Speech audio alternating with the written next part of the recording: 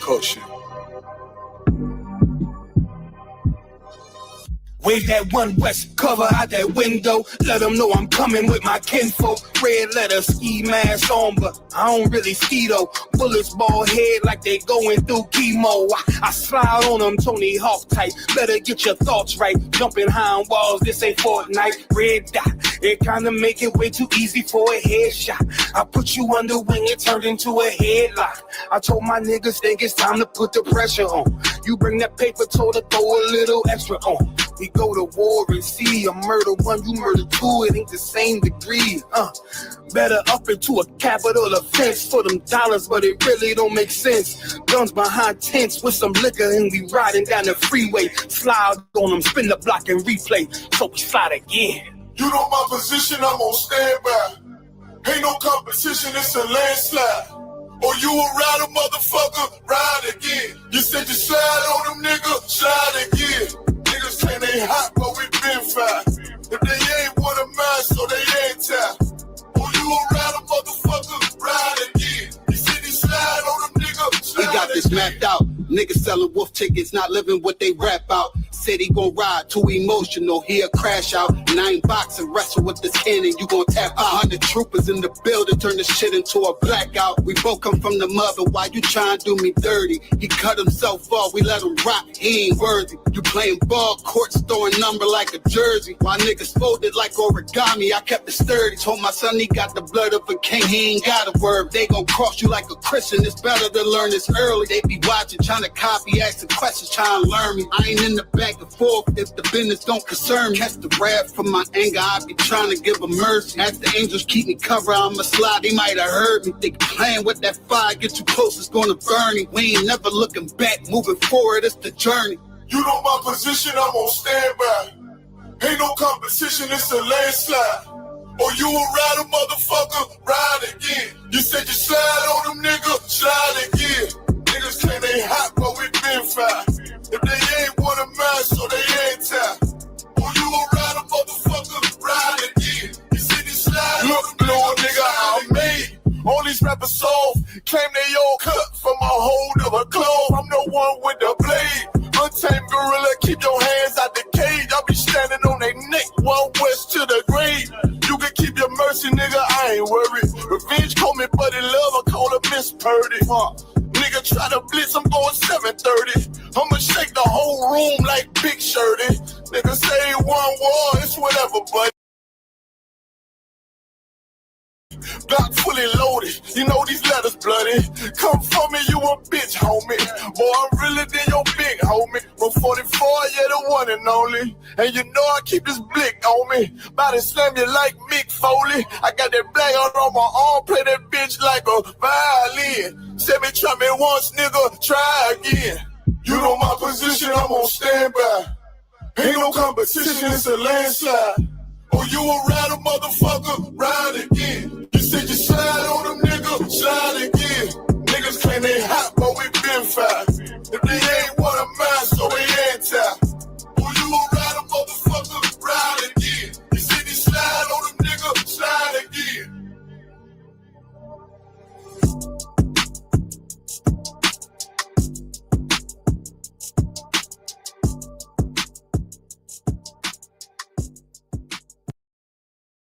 Serious and you're looking for a Christ man, the one who's knowing it with the Lord, with the Spirit of the Lord, to do his will, I'm that nigga.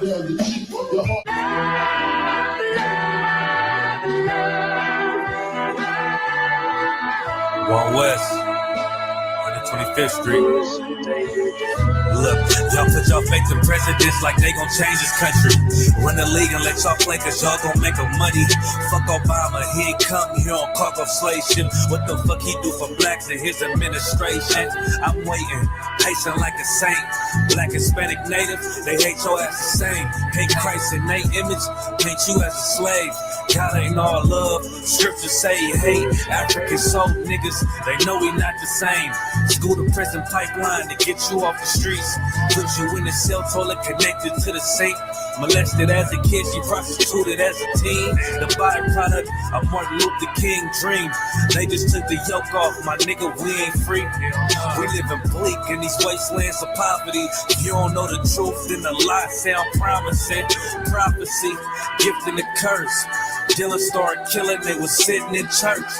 Black folk forgave him, man, this shit is absurd. You should never love your enemy, that shit ain't gon' work. Yeah, fuck dying on your knees, you better die in glory.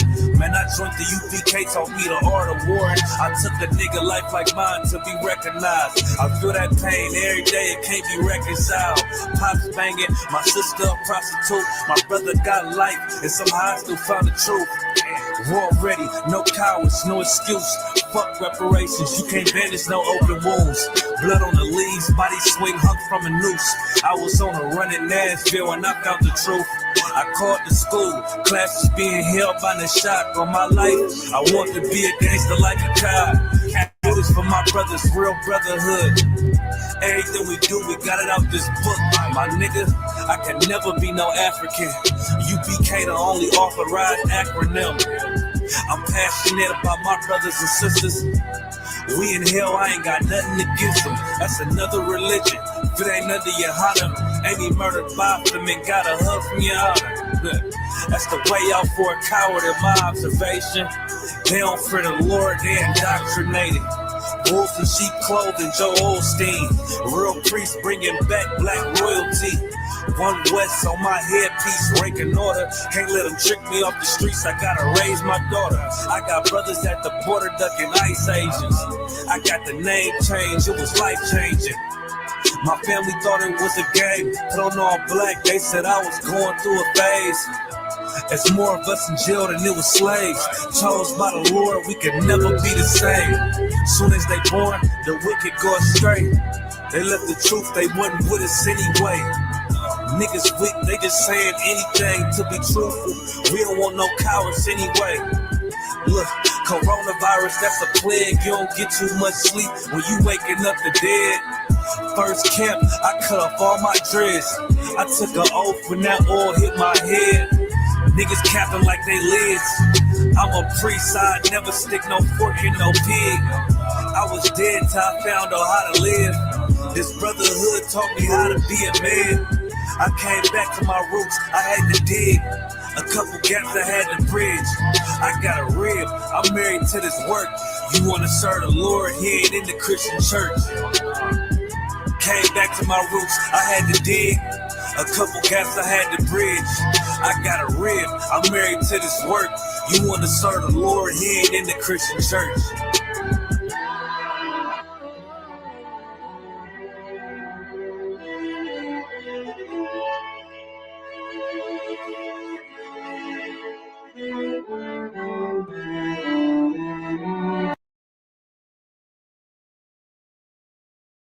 Yeah. Cold shit.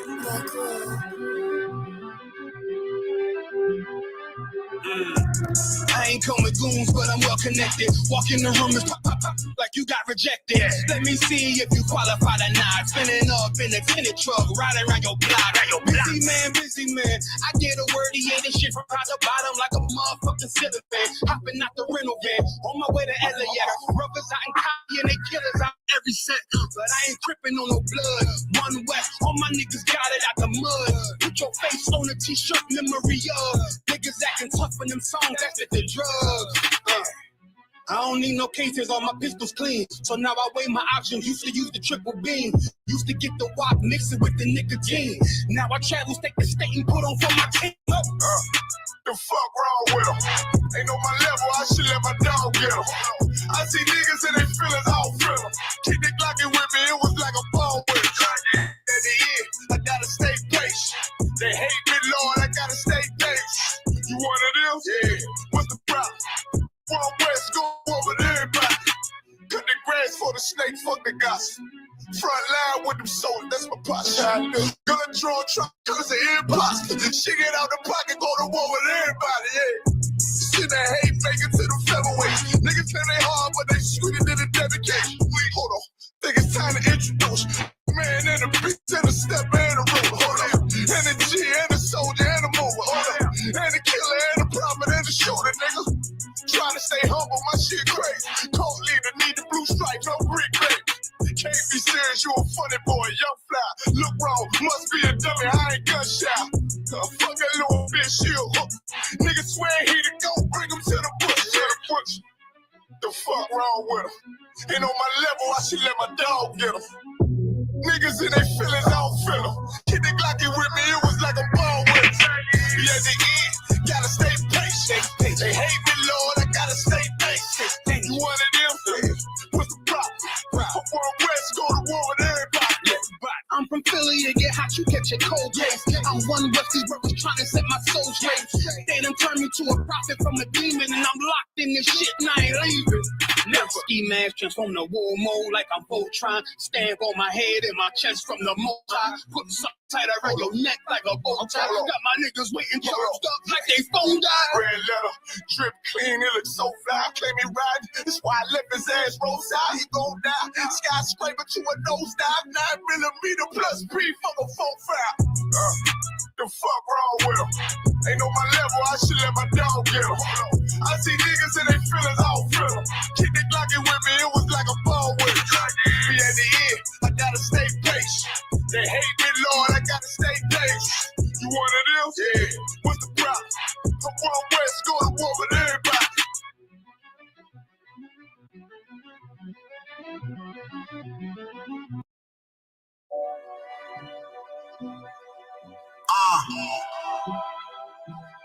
One West World.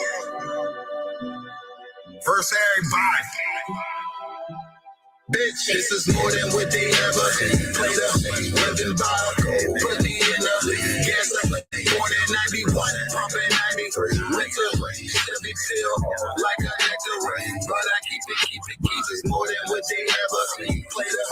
Living by a code, put me in the gas up. Born in 91, pumping 93. Winter, Chevy feel like a nectar. But I keep it clean. Yeah, I'm too for real. Comfortable with myself with this fraud. Man, I'm too legit. Off the thermostat, can't hold me back. Trying to check my check. And my weight, run my plate, really busy. Really in the field. Taking it, check me out when in doubt. I'm gonna make my bread. Never lose niggas who is a feature. Know we all gon' tweak. Niggas slick on my shit, pop my shit. My bro said this shit greasy. She don't like the message. I get wisdom. I'm just rude as Jesus. Tell my side, but not too much. They feel me. I know talk is cheap. I'm controlling it from a distance. This how it's supposed to be. Different what she never had. Now she can't get over me. I understand they don't want a man, they just want company. Shorty know I'm all about my gravy, trying to smother me. Get from under me, I ain't have no silver spoon. This shit come from underneath. I play for keeps, I don't see nobody. This shit tunnel me. I play for keeps, I don't see nobody. This shit tunnel me. This is more than what they ever played us. Living by a code, put me in a born in 91, pumping 93. Winter, Chevy feel like a nectar, but I keep it. It's more than what they ever played us. Living by a code, put me in a born in 91, pumping 93. Winter, Chevy feel like a nectar, but I keep it cleaned up.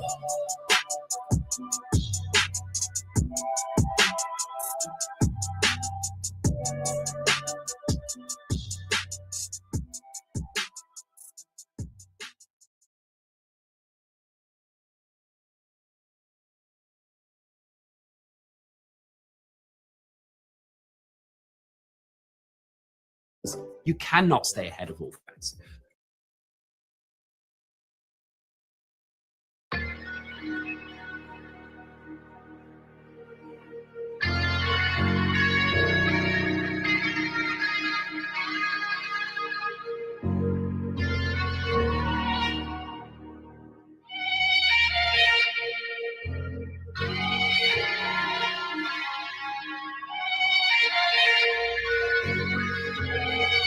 Seen heaven turn to hell, I gotta stay alive. Lord have mercy on my soul, stand by my side. I killed the old man and I watched him die.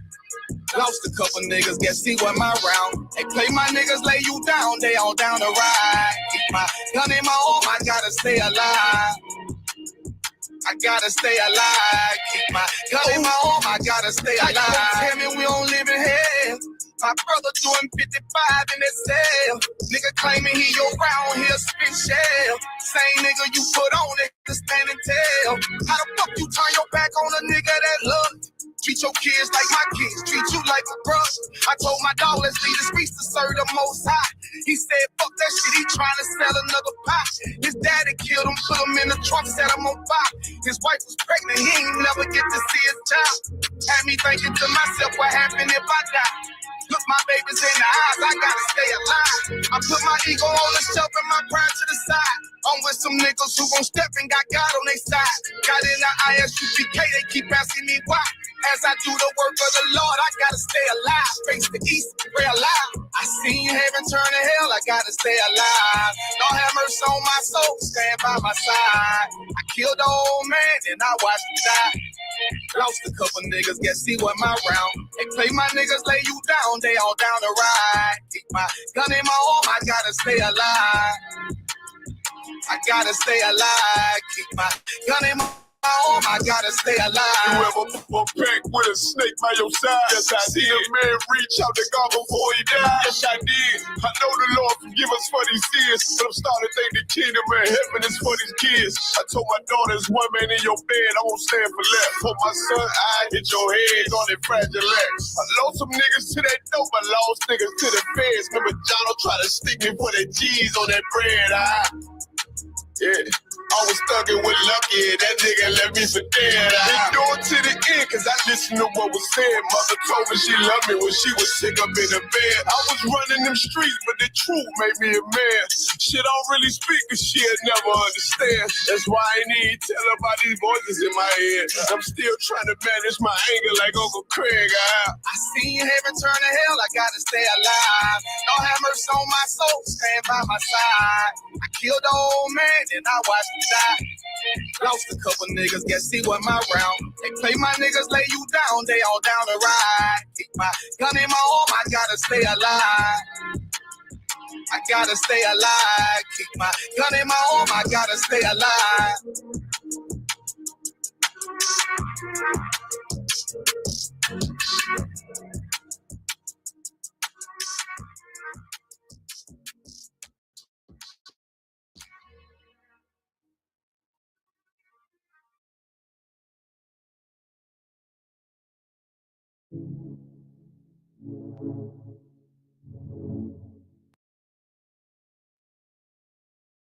Backstage.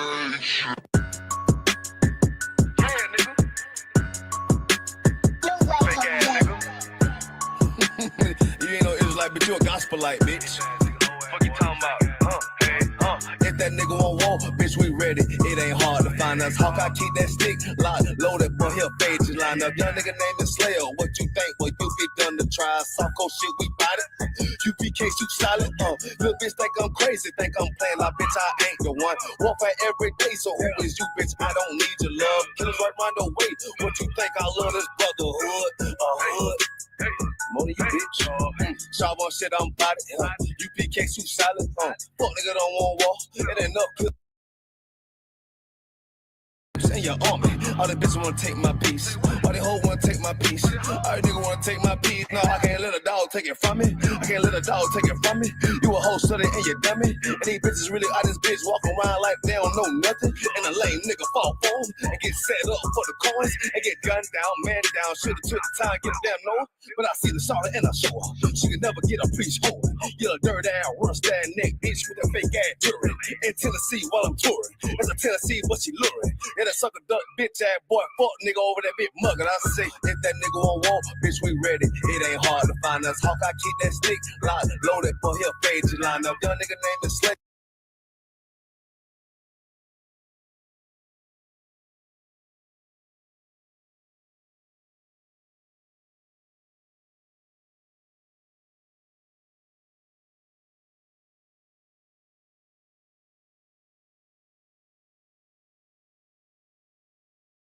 What you think? Well, you be done to try. South Coast shit, we bout it. UPK, you solid. Little bitch think I'm crazy, think I'm playing like bitch, I ain't the one. Warfare every day, so who is you, bitch? I don't need your love. Killers right round the way. What you think? I love this brotherhood. Hood. More than you, bitch. You a lame nigga down to me. Eat candy, but I'm sucker free. You a little nigga, none of me. Face up, boy, I fit a beat. Yeah, AR 2 to 3. Draco with a magazine. Yeah, the clip full of limousine. I shoot your ass in the spring. Boy, I bust your ass in the temple. We debating by the temple. Tell the truth, boy, you's a victim. Yeah, squirm off like a lizard. Nigga walk down my road. Why does nigga come down my road? Boy, come down my road. Boy, I charge your ass toll fee. I'm a real big priest, nigga. You became. Allah Punya. Right.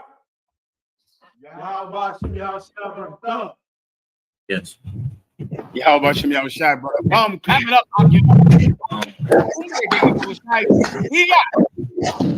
All right, ladies. Let's get it on, Akim. I'm glad to see you tonight, Akim. I'm glad you stood by tonight. We're going to go into all of the stories of today.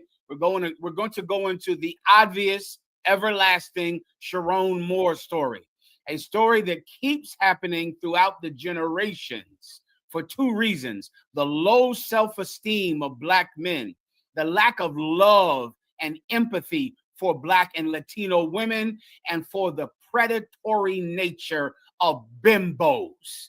Tonight, we're going to speak about bimbos tonight. All right? We'll go into that. Also, we'll go into the other stories of the day. And of course, I'm going to answer all of your questions and solve all of your problems. Let's get it on. Mi nombre es General Mahayman estoy al servicio del el General Yahana. Somos la Escuela Israelita de Conocimiento Práctico Universal. Comenzamos en 1 Oeste Calle 125, Harlem, Nueva York. Desde 1969, debajo del mando General Yahana. Carnales, esta es la verdad. Si tú eres hombres, hispanos, negros o indios nativos, tú eres Israel, el pueblo elegido de Dios. Tu madre y tu padre dicen que somos un culto y mantienen su iglesia sin culpa, pero su iglesia es culpable de todo lo que nos están pisando. Órale, carnales y canalas. Let's get it on right now. As tú preguntas. I'm sorry, un momento. Who's in the house tonight, headquarters? So we got Pittsburgh with us tonight. Oh, give the Berg a hand. I see you. Pittsburgh. Good to see you again, warrior. Most High in Christ. Florida in here with us. Florida, Gator Bait. Give the Gator Bait down there in Florida a hand, man. Well done. I see you, Florida. We got Milwaukee here joining us. Milwaukee. Get it on, Milwaukee. I see you, brother. Good to see you again. Trinidad with us. Trinidad. Okay, Trinidad. The bad men up there in Trinidad, man. Good to see you, warriors. And Baltimore joining us tonight. B More in the house. Okay, B More. Get it on, Akim. We're ready to rock today. Question. Let's get it on. Nos vamos. Let's go, Akim. You ready to go? We got some questions in the chat. A brother, Officer Mapadazar, would like to know, Shalom, Yahweh Shemiyah Shabrakatah. Can I get a breakdown on Deuteronomy 22:11? Absolutely, warrior. Claro que sí. Let's go. Deuteronomy 22 and verse 11. Thou shalt not wear a garment of diverse sorts, as of woolen and linen together. This is what you got to do. You got to read 2 verses above this. This scripture is not prohibiting you from making a garment for yourself that mixes fabrics. Meaning, if you wanted to have your collar on the fabric silk and the one half of the shirt wool and one half of the shirt cotton, that's up to you. That is not what this precept is speaking about. This precept is a law against someone cheating you. So it's saying you shall not wear a garment of diverse fabrics because you are not going to be cheated. Because wearing a garment of diverse fabrics was how people cheated you. It was how people committed fraud throughout time. Many people don't understand the nation of Israel, and that the reason that our country and our culture was so prosperous, the reason that the Queen of Sheba came from far to talk to King Solomon and to try to pick his mind for how could you run a country so prosperous, so wealthy, and so orderly. The reason for our success is our adherence to God's law. And because of our adherence to God's law, when you went to go buy a garment, you did not wear a garment of diverse fabrics, because no one cheated you by telling you this is wool, but in actuality, it's just 50% wool and 50% a cheaper fabric. All you do is read above it and read below it, and you see that this is a law about having a just measure and a just weight. There was a time in America when if you went to go buy a pig from a white man, a piglet, they would sell it to you in a sack. You get home and it was open the bag up and there was a cat in the bag. And then for all time, the idea of a cat jumping out of a bag began to be synonymous with the truth finally coming out in the end, because you have to get home to realize that this is not a pig in a bag, it's a cat. Once it jumps out of the bag on you. Why? Because American culture and American business is corrupt. How do I know? Look at the new Netflix deal that Netflix just did, and Paramount Plus. One media company, two media companies have now bought up all of media on the planet Earth in America. They're going to control everything you see, everything you hear. Why? Because there is a crook in the White House, a convicted felon. And now every rich man that wants to commit crime, that wants to commit fraud, now he has an ally sitting in the White House. And for the next 4 years, they are going to do more stealing, more lying, and more corrupt business that they fantasized about years ago. They're going to do that business today. Well, that's the reason that the Lord gave us rules. So no one could sell you wool, and in actuality, it wasn't wool. It was just mixed with just enough wool to make it feel like wool. They would sell you silk, but really it wasn't silk. It was mixed with just enough silk for you to touch it and look at it and think it was silk. This is a law against the kind of corruption that happens every day in American real estate, every day in American supermarkets, every day in the White House. That's what this precept is about. Everyone understands. I just summed the whole thing up for you, but you read above it and read below it, and you'll understand exactly what I just broke down to you. Proximo. Colonel Khan, the brother said the water, sir. Can he get a breakdown on Leviticus 19:26 as well? Go ahead. Leviticus 19:26. You shall not eat anything with the blood. Neither shall you use enchantment nor observe times. That's what you need. That last part is what you need. Meaning, before Israel, another rule that we had was to not collect the blood of the animals we killed and use it as a source of sustenance. We didn't do that. If we killed the lamb or killed the goat or killed the bull, we slit the throat of the animal and we let the blood fall on the ground. We did not collect it in bowls the way that the heathens do. The heathens save the blood from the animals that they killed as another source of sustenance. And they make things, what's that Spanish speakers out there, what's that blood sausage? What's the word? Sanguine? I know sanguine is I believe blood in Espanol, but there's a blood sausage that the Spanish speaking tribes eat that they got from the Spaniards. The Africans collect the blood of the animals that they get and make a blood sausage. The British do the same thing. That is forbidden in our culture. Why? Because the life is in the blood. What does that mean? Meaning all of the disease and the strep throat and the anthrax and whatever else this animal had in its life, it's in the blood. So you don't want to eat that blood. You don't want to drink that blood. Let that blood fall on the ground. Do not use it for food because you will get sick. The life of that animal is in that blood. Let it hit the ground and let it go. Now, what did we have because we had rules like this? A healthy country, a healthy nation that didn't die every 30 years by the millions of some plague, which is what happens today. That's why black people had to invent vaccines, because when we came over here to America, there were so many illnesses. When we were in Great Britain, there were so many illnesses wiping out parts of the population. And black people had to invent vaccines to try to save the lives of the people in these countries, man. That's what that precept is about. You don't make blood sausage. You don't catch the blood to create it, to do something with it. The reason that if people a long time ago would do that is because it was part of religious ceremonies. It's the saying, the battery's low. It was part of religious ceremonies. They would catch the blood because somehow they would use the blood to worship some god.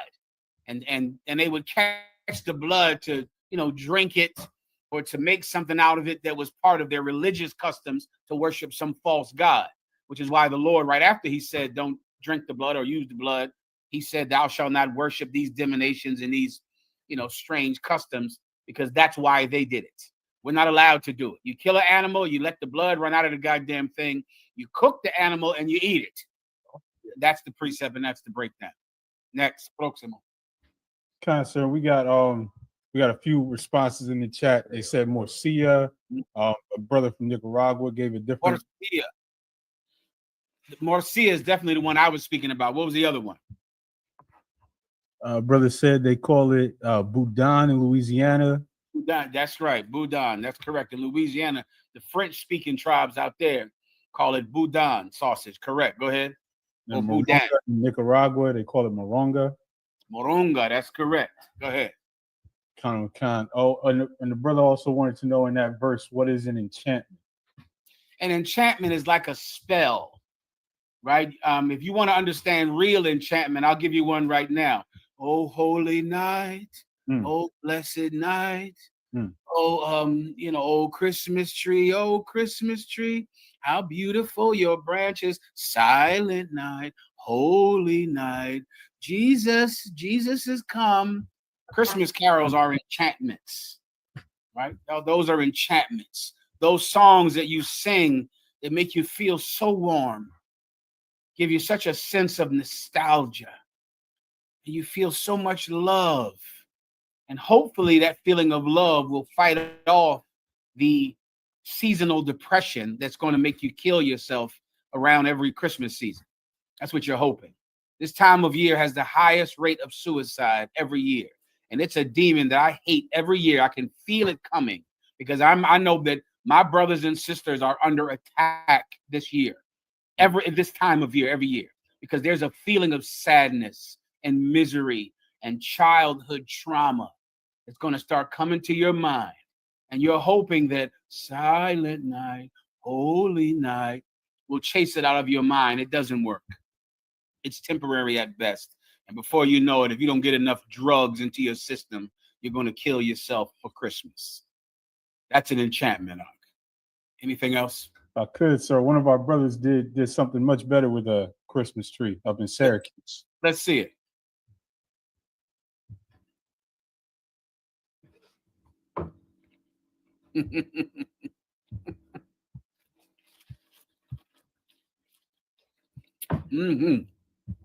Give Syracuse a hand. I mean, I don't even see why burning a Christmas tree is controversial. It's wood, isn't it? Isn't that what wood is for? Wood is for heating your home. It's for heat in the winter months. Instead of using a Christmas tree as a source of fire for heat, sitting there, oh, Christmas tree, look how beautiful it is. You're enchanted by that Christmas tree. That Christmas tree has a spell on you. It's for firewood. That's what it is. Firewood. Eles Lena. Or Eles Lena is he is firewood, but Es Lena. That's what Christmas trees are. Lena.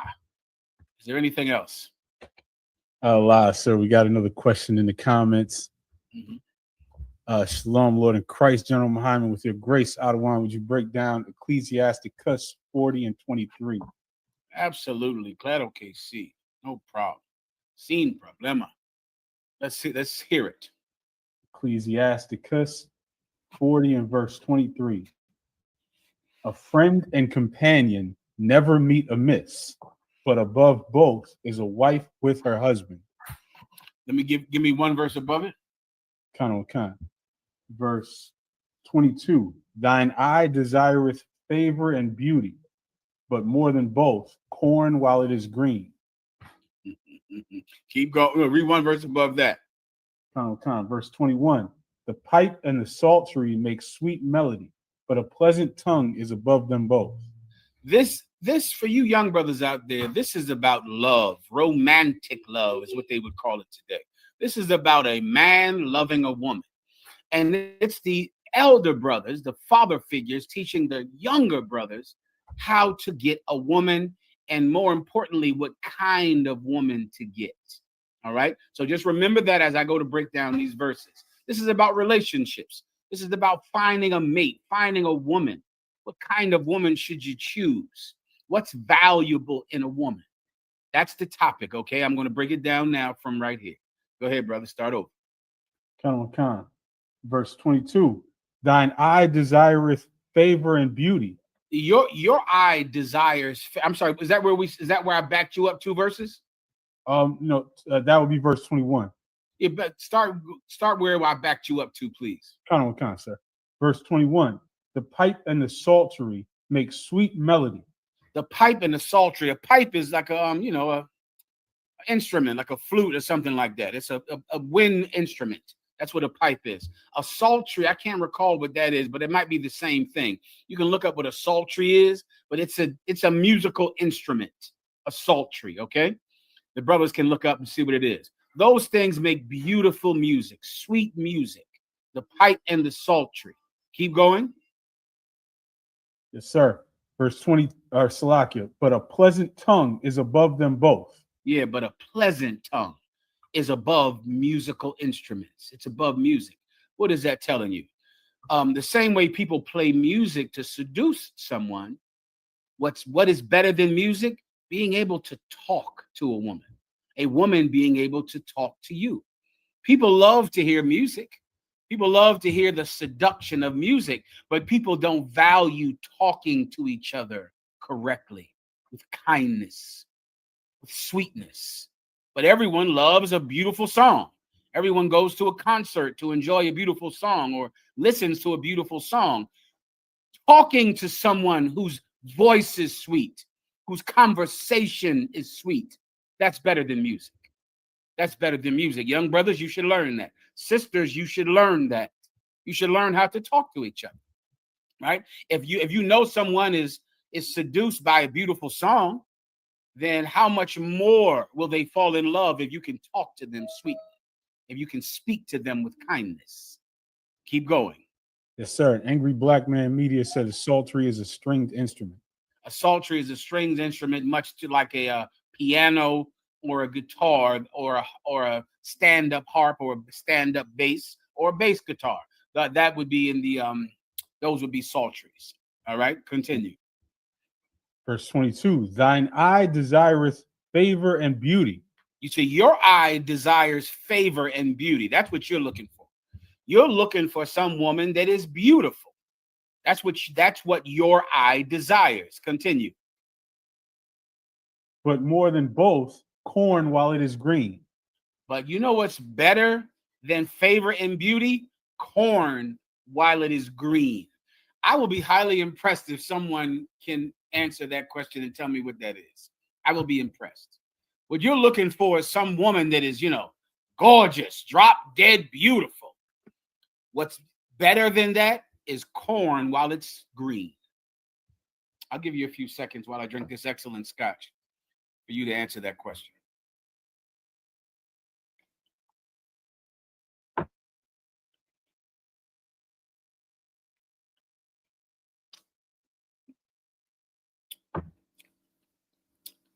All right. Anything else? Is there anyone that would like to give it a shot? The comment said ripe. Say again. Comment said ripe and purity. No, you're not getting the context. corn while it is green. Captain Soccer War said, corn while it is green is still ripe and on the vine or freshly harvested. It's the best corn. Yeah, Captain Soccer War is more onto it, meaning you get corn that is not fresh, right? Corn that is all used up and not fresh. You know, it might look good, but that corn is old. That corn is not good corn. What you want is corn that is still green, innocence. Some woman that is innocence, corn that's green. Many men pick a woman because she's an Instagram whore. What does she look like? She looks like she's been run through. And that is what attracts you to her. You're attracted to her lack of innocence, her lack of purity, her lack of naivete. You're attracted to the fact that she looks like she can give you good oral sex. I hear so many men talk about that. And they always talk about, some woman goes online, Ephraim, and they go, I really know how to suck a man's penis. I know how to suck a penis. I'm an expert at sucking penises. I know how to suck penises. What I always wondered to ask you young brothers is, how do you think she became such an expert? How do you think she became like that? Clearly, she's touting her skill at sucking penises. Clearly, she's an expert. But in your mind, as you're listening to her, why do you think she is such an expert at sucking penises? You know how, right? She's an expert at sucking penises because she has sucked so many of them. She sucked them all over the country, all over the world. She does it all the time.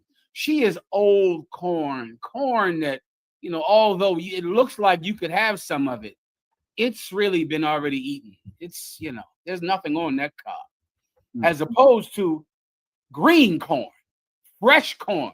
Now she doesn't have all the experience of sucking penises like the women that you want. She hasn't had sex with so many men that she's an expert at sex. She just knows how to do everything because she's had sex with so many men. Like these broads on my phone all the time saying, experts on what a first date should be. Well, on my first dates, you can't ever take me to Red Lobster. On my first date, you can't ever take me to Applebee's. See, on my first dates, that woman is an expert on first dates. Right. Why? Because she's had a million of them. She's an expert at giving oral sex because she's given so many men oral sex. Let me tell you what's better. A woman who doesn't have that experience, she's not a hoe. She hasn't become seasoned and damn near about to retire from blowjobs because she's given so many of them. She's brand new at it. She's not a hoe. She's selective. She doesn't have all that experience. So then you know what she'll need, right? Who wants to answer my question? She'll need to be taught. She'll need for you, since she doesn't have this experience. She didn't live her life as a whore. She'll have to have you teach her.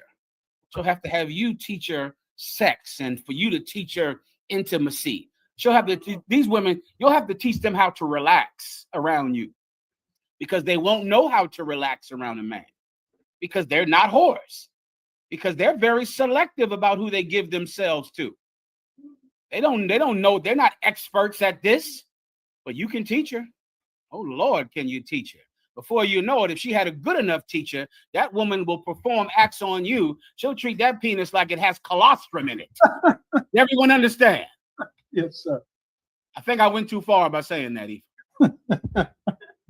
Not at all, Maybe, sir. but you brothers might not even know what colostrum is, so it might not matter. So I'll just move on. But the women know what colostrum is. She'll treat that penis like it has colostrum in it. Why? Not because of her vast experience, but because of you. Because you're her experience. You're all she knows. And let me tell you, if you want to truly be born again, regardless of a woman's past, if she comes into the Israelite school of UPK, she will become brand new. And the first time you're with her, you truly are with a woman who has never been with a man because she's brand new. And now you teach her. That's what this precept is about. Is there anything else? Yes, sir. There's one more verse on that. Go ahead. Verse 23, which was the one he was asking about. A friend and companion never meet amiss. A friend and a companion, never meet them amiss. Amiss is like a mistake. You know, don't meet a friend or a companion haphazardly, meaning don't trust everyone that you meet. Don't do that. You shouldn't meet a friend or a companion and just trust them like you bumped into them and now they became someone you trust with your money, trust with your kids, trust with your life. Don't do that. Don't meet a friend or a companion amiss. You know, meet them in a wrong way, meet them in a haphazardly way, because that person could cost you your life. If you're a young or Black or Latino man, you know that most of us die because of the friends we keep. That's why we die. We die because we chose this person as our friend, so now we're getting shot. We chose to roll with this brother. We chose to be with this person, and this brother, this person that we just met because we were locked up together, or we went to the same high school, or we lived in the same neighborhood, this person is going to be the reason that we die. Him. So don't meet a friend amiss or a companion amiss. Keep going. Okay. But above both is a wife with her husband. But above both is a wife with her husband. There are many, many close relationships that you can have. Two friends, a father and a son, a mother and a daughter. But there is no relationship that is as intimate as a man and a woman. You cannot be closer than that. It is truly the most intimate relationship that can be had. It is deeper. I don't care how close you are with that brother. He's a wonderful brother. He's a great, outstanding brother, but he's not going to see you naked. He's not going to see the hidden parts that you have. You're not going to see him naked. But that woman, there are no secrets between you and her. You're going to truly be naked with each other, exposed to each other, the way that you cannot be with anyone else. It is an extremely and the closest and most intimate relationship that can be had. Keep going. That was it, sir. No problem. Proximal. Colonel Khan. Brother, America is burning. Asks Salaki, if I may, out of one, can I get a general breakdown on Zechariah chapter 8 and verse 1 through 6? You got it. Zechariah 8 and verse 1. Again, the word of the Lord of hosts came to me, saying, Thus saith the Lord of hosts, I was jealous for Zion with great jealousy, and I was jealous for her with great fury. Verse 3. Thus saith the Lord, I am returned unto Zion, and will dwell in the midst of Jerusalem. Yeah. The Lord was jealous for Zion, meaning the Most High wants to be our God, and he cannot stand the fact that we have other gods. Think about it like a husband that wants his wife and doesn't want another man to have her. The Lord our God is a jealous God. He's jealous over Israel. He's jealous over Zion. Zion is Israel, his holy mountain. And he does not want us to be with other gods. He's angry when he sees you worshiping a Christmas tree, or worshiping some white Jesus, or worshiping some Arab god. He's angry, like any man would be angry if his woman was with another man. He's jealous over us. And the Most High God has come back, sent his king to come and get us because he wants to be with us, because we belong to him. That's your breakdown. Is there anything else? The brother was asking until verse 6. Please. Come on, sir. And will dwell in the midst of Jerusalem, and Jerusalem shall be called the city of truth. There you go. And shall dwell in Jerusalem. What does it mean when God said that the Lord will dwell in Jerusalem? Meaning what? Now we're going to have a city that is governed by the laws of God.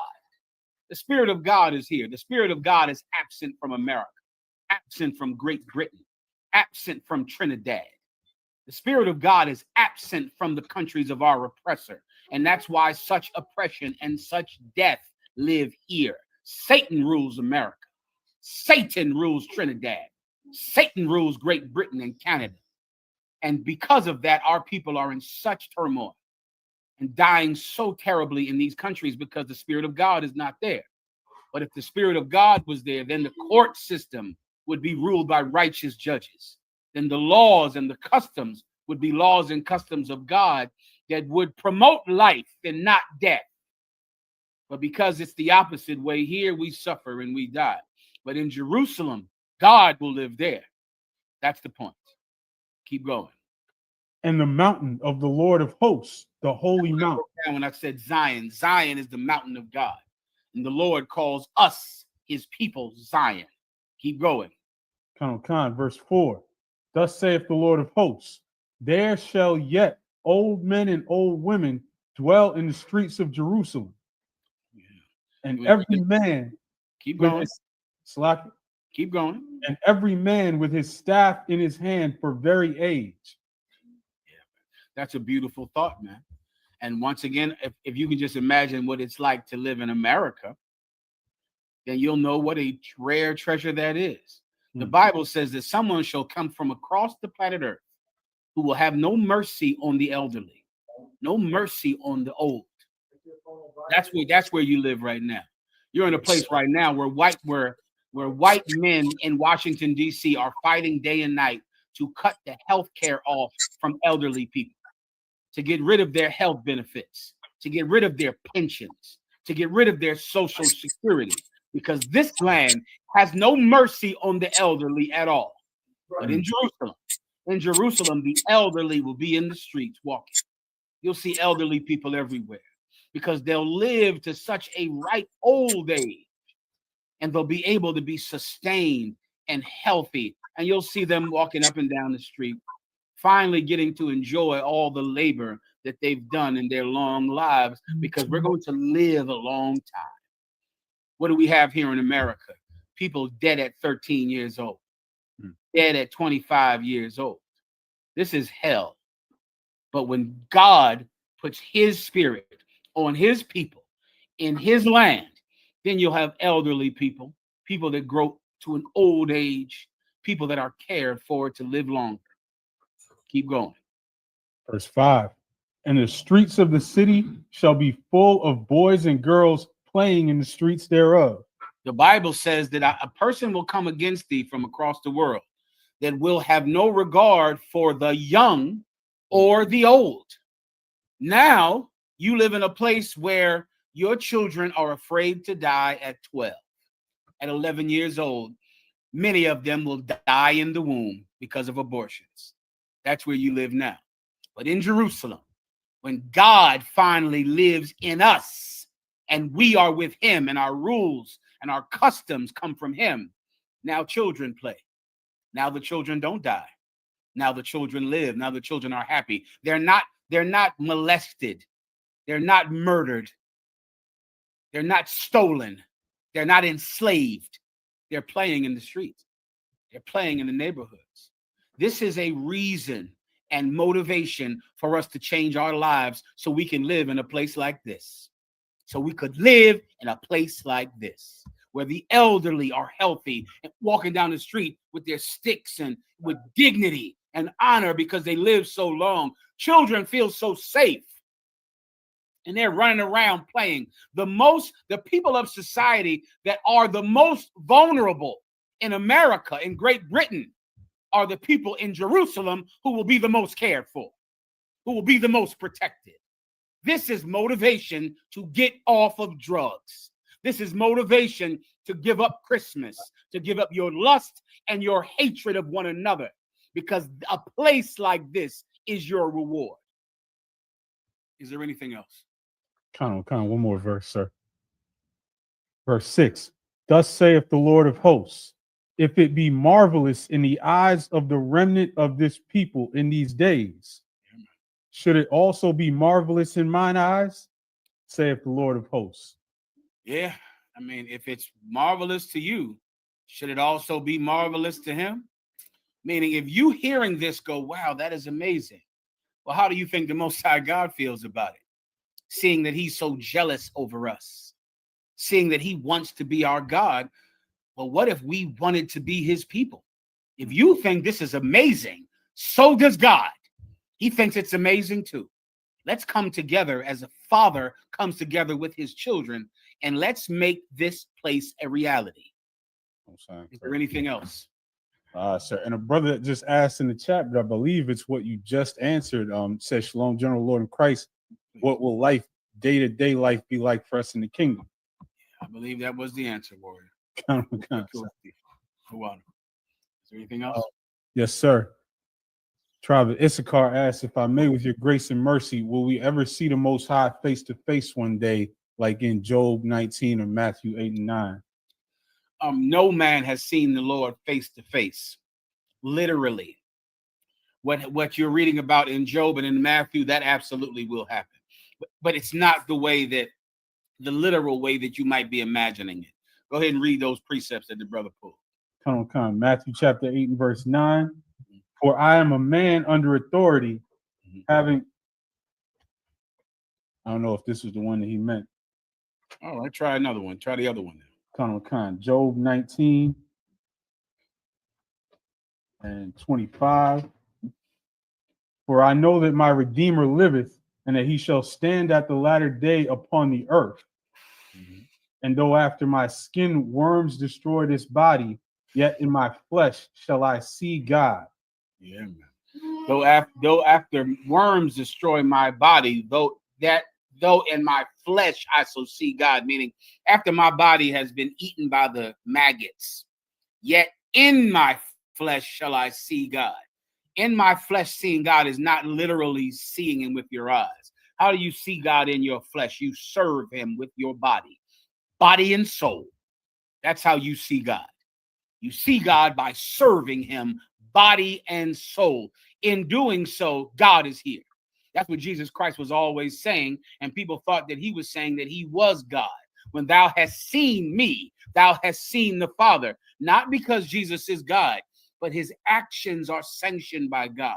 The miracles that he does, God is doing through him. The words that he's saying, God is speaking. The kindness, the love, the courage that he has, he does it in the name of God.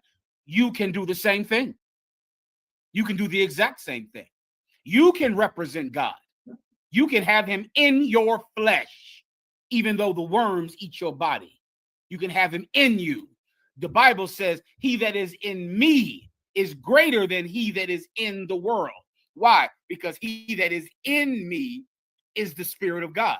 So when I speak, the way I treat you, the things that I say, the code I live my life by, that's the code of God. Those are the words of God. That's the treatment that God commanded that I treat other people with. When thou hast seen me, thou hast seen the Father. So this is not literal, but this is, you're seeing God in a person because of the way this person behaves. Everyone understands. Come on, sir. The precept you need is where no man can see the Father and live. That's in the Old Testament. So no one can actually look at God in his face because you're flesh and blood. So you can't look at him in his face because you died. Moses saw the hinder parts of the Lord. Moses saw the fire that came from the Lord's presence from behind him. That fire made his face glow until the day he died. But he never saw the Lord. But he saw the fire that emanated, that glowed from the back of the Most High God. And that changed his entire face forever. All right, anything else? Come on, sir. Another question. Brother asked, Shalom, Lord of Christ, Salakia, sir, if I may get a breakdown on the word hallelujah. I know we in the school don't use it because of how much the Christian church bastardized the word. The word hallelujah in its proper speech is halawah Yahweh. Halawah Yahweh means praise the Most High or praise Yahweh. The Christians use the bastardized version of it, hallelujah, because they impose vowels on it and they turn it into an English, a halfway Yiddish word, which is hallelujah. But the actual word is halawah Yahweh. Halawah Yahweh is absolutely accepted in the Israelite school of UPK. If anybody wants to say halawah Yahweh, that's accepted. I've heard it many times. And my years coming up under Commanding General Yohana. Not many brothers say it, but you could say it. If you wanted to say it, it would just be simply saying, praise the Lord, halawah Yahweh. But don't you ever say hallelujah in here because you'll be bounced down a flight of steps. So don't ever do that. Don't ever say hallelujah. Don't say that in the Purple Pigs group. Say that in the IUIC. You can't say hallelujah in here, but you absolutely can say Hallelujah Yahweh. You could do that. Everyone understands. Yes, sir. Next. Brother asks, Officer Rapai Yad asks, Salaki, sir, if I could get a breakdown on John 1 and 3 and why Christians think this means Christ couldn't be created. The water for your wisdom, out of line. Please, the water for your service and your loyalty, warrior. All right, go ahead and read it. John 1 and 3. All things were made by him, and without him was not anything made that was made. Yeah, this is speaking about Jesus Christ. Was there another? You read something else? Was there something in specific he was asking, or was it just a general breakdown? Just a breakdown on this and why Christians. He says why Christians think this means Christ couldn't be created. Why Christians think that this means Christ couldn't be created? Okay, maybe they don't understand what things are. Okay, the things that he's speaking about. First, you want to think about Adam, right? Adam created everything that we see here.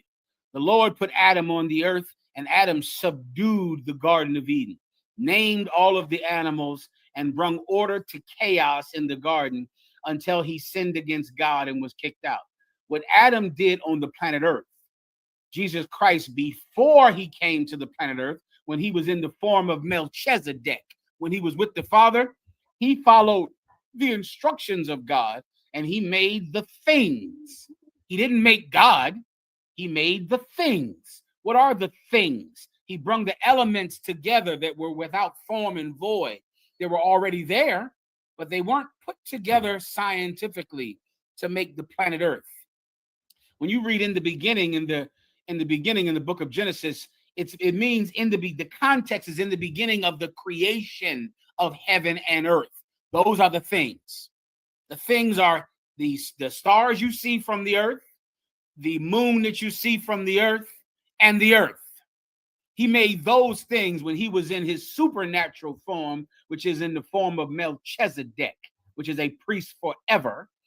Then he came down to the planet in the form of Adam and did the same thing down here. Did the exact same thing down here, put the garden in order and named all of the animals, took everything that was here and put it in order until he sinned and then had to come back and get it right. So that's the thing. I don't know why Christians think that means he is God. It didn't say he created God. It said he created the things. And those things he created under the auspices of God, which is why in the book of Genesis, it says, let us make man in our image. Let us do this. Let us do that. Because it was a collaborative mission. That's what creation was. Creation was a collaborative mission. It was something that multiple entities did together. Not simply God alone, but God, the spirit that was Melchizedek, but is now Jesus Christ, and the angels under Jesus Christ made the heaven and the earth. Let us do this, let us do that. It was a collaborative effort. So that's the breakdown. That's what the Bible says. And Christianity is a lie, all right? Okay. Is there anything else? Sister, on topic, a sister asks, permit me, sir, when they say Adam and Eve had parents and were not the first people, is that true? How can that be? How can that be? Because that's where babies come from, sweetie. Adam and Eve were people. So because they were people, they had to come from people just like you. Adam and Eve were not the first people on earth ever. Adam and Eve are the mother and father of everyone in earth today. But they were not the first people on earth. They had mommies and daddies because that's where people come from, mommies and daddies. But Adam and Eve are the father and the mother of everyone that's alive today. Why? Because of the flood. Because of the flood. Let me sum it up for you. The earth was full of people, right? The Most High God chose one man of those people, Adam, to give him the knowledge of the truth. Think of the knowledge of the truth as intelligence that the primitive people of that day did not have. He saw things and meanings and things that the other people did. Adam's forefathers worship, stones and rocks and the stars in the sky. Well, Adam looked at those stars and saw that there was a superior being communicating through those stars.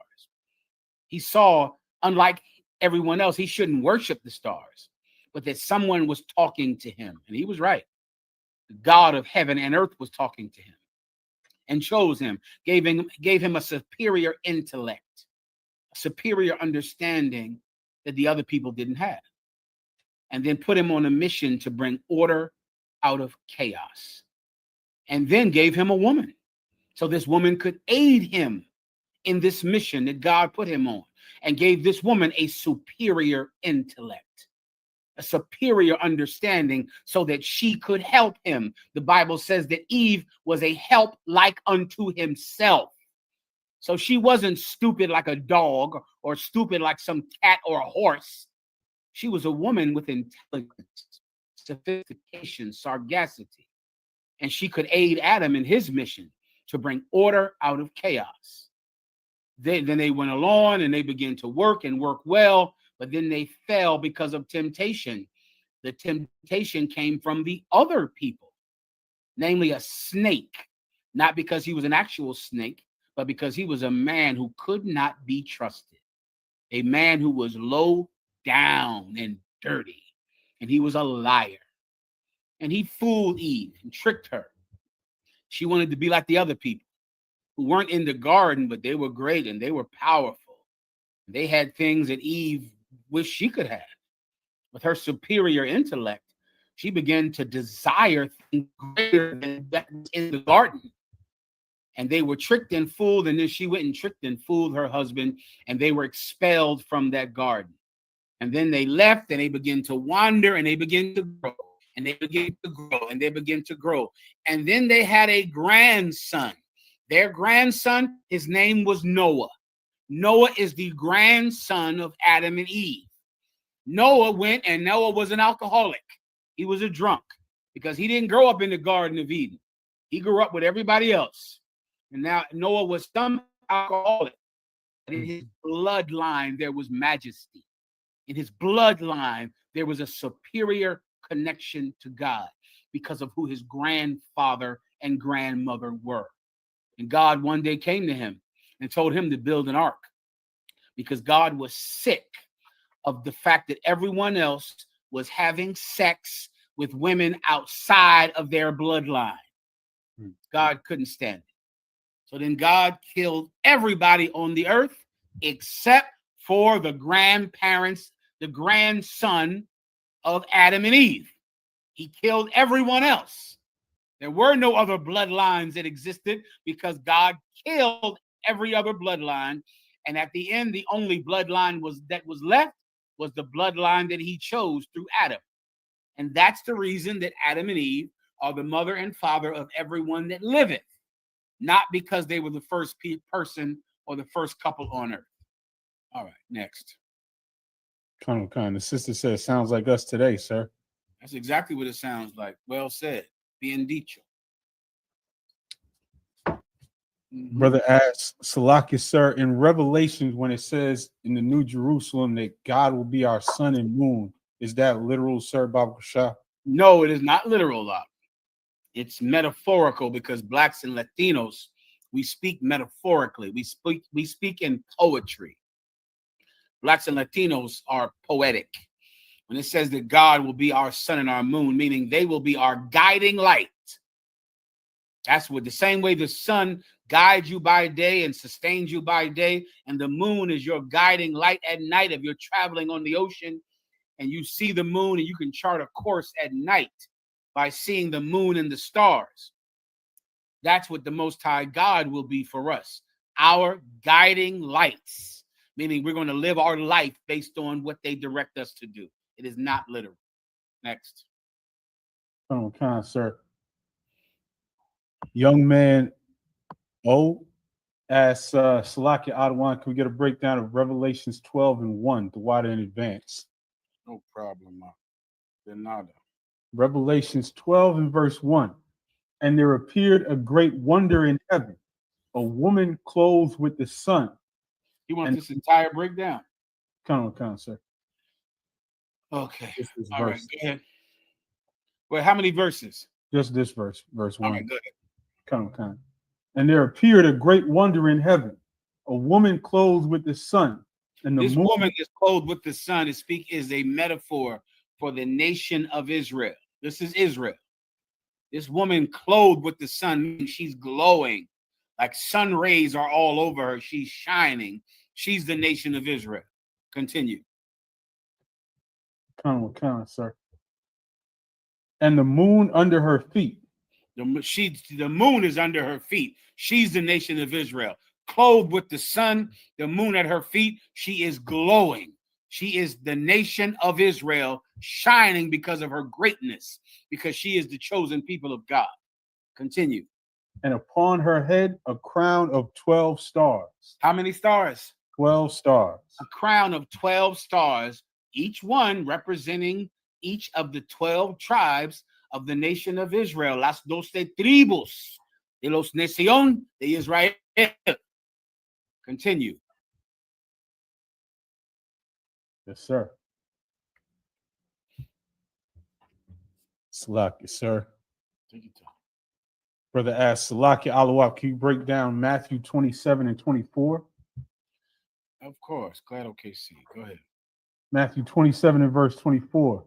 When Pilate saw that he could prevail nothing, but that rather a tumult was made, he took water and washed his hands before the multitude, saying, let me give it to you, then you can read the rest. This is when Jesus Christ was crucified. Pontius Pilate was a white man who had a wife, and the Sadducee and Pharisee delivered Jesus Christ to the Romans to be killed under Roman law and authority, because the Israelites did not have a law that could kill Jesus Christ, because he broke none of the laws of Moses. So they could not kill him. If Jesus Christ would have committed adultery, then the Sadducee and Pharisee could have stoned him. If he would have eaten pork or eaten shrimp or worshiped some strange god, then the Israelites could have stoned him under the authority that they had as the Jews. But Jesus Christ was an innocent man who broke no law. You remember that, Christians, because you break the law every day. But the Sadducee and Pharisee could not kill him under Israelite law, under the law of the Jews, because he committed no transgression of the law of Moses. None. But they still wanted him dead. So instead, they offered him to the Romans to be killed, saying that he broke Roman law. What was the Roman law? Romans had only one king, which was Caesar. I believe it was Augustus Caesar at this time. So if you claim to be another king, then under Roman law, you could be killed for, what is the Roman law? What is it called when you try for, they have the same law today. Like, it's like treason. It's like treason when you decide that you're going to be a king instead of the current king. I believe they call it treason today. They gave him to the Romans, accusing him that he had broken the Roman law of trying to rebel against Caesar, because they could not kill him under the law of Moses, because he never broke the law of Moses. Unlike you, Christians. So that night when he was given to the Romans to be killed, the wife of Pontius Pilate had a nightmare. She had a nightmare. And in that nightmare, she was so terrified because the nightmare told her, do not kill this man. Don't do it. She woke up from that nightmare terrified. She went to her husband and she said, I had a terrible nightmare last night. We cannot kill this man. You can't do it. He's done nothing wrong. We're going to be cursed if we do it. Pontius Pilate tried to convince the people not to kill Jesus Christ. He went to them and said, listen, I can't find this man guilty of anything. I don't see any evidence that he is committing treason or that he's trying to set up an alternative king to Caesar. I can't even find, you don't have any reason to kill him of the law of the Jews. I don't have any reason to kill him of the law of Rome. This man is, but the people screamed. They screamed, crucify him, because privately the chief priests and the Pharisees went throughout the crowd telling everyone to scream, crucify him. And they had the ear of the people. The people believed them. The people followed them. They were the religious leaders. They were the Creflo Dollars and T.D. Jakes. They were the Martin Luther Kings. So the people obeyed them. So Pontius Pilate was standing there in front of a crowd of people who were screaming, crucify him, even though Pontius Pilate had no cause in Roman law to kill him. Finally, Pontius Pilate said, all right, fine.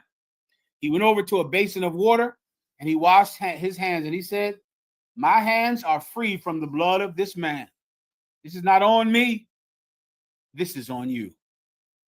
You've done this.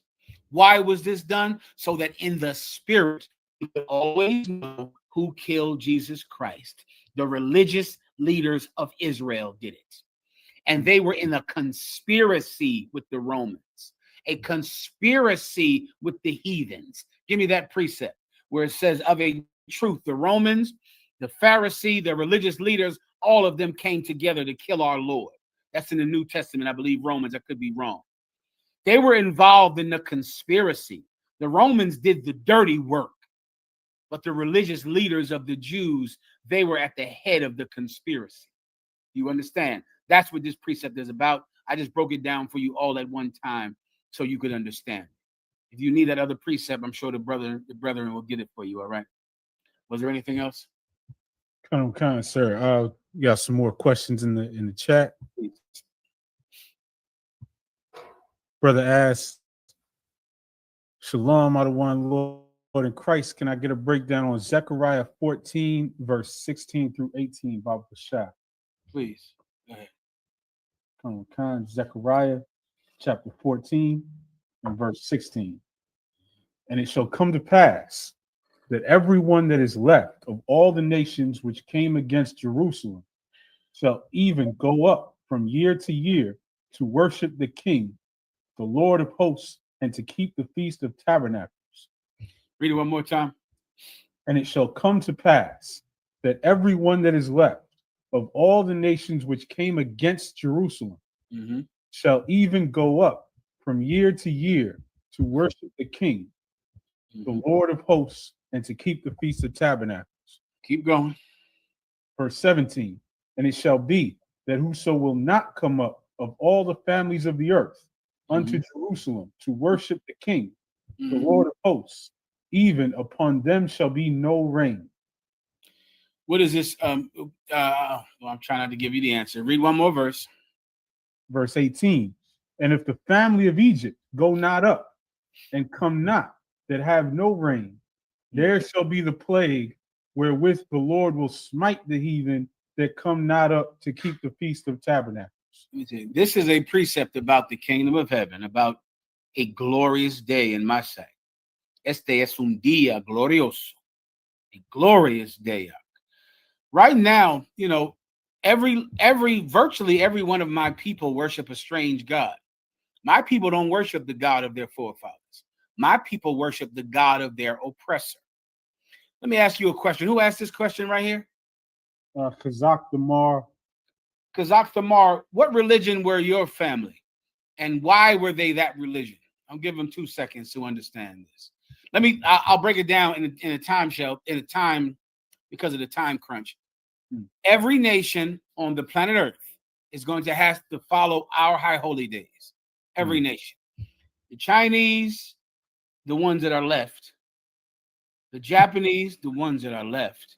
The white man, the ones that are left. They all of them are going to follow our rules, our customs, our high holy days. Every last one of them. All of them. Now, my question is, what religion were your family? And why were they that religion? I'll give them a second, Ephraim. I don't know, kind of second.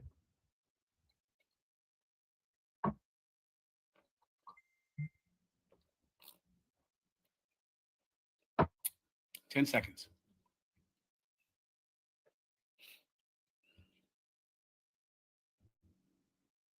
I'll answer it. Your family worshiped the God of their oppressor. This precept is letting you know that we're going to oppress the other nations when we're in charge. There will be no Christianity in the nation of Israel. There will be no Islam. There will be no Buddhism. There will be no capitalism, communism, socialism. There will be nothing that our oppressors have decided that at one time we had to be, because they're all going to be forced to be like us. We are going to be the number one superpower on earth.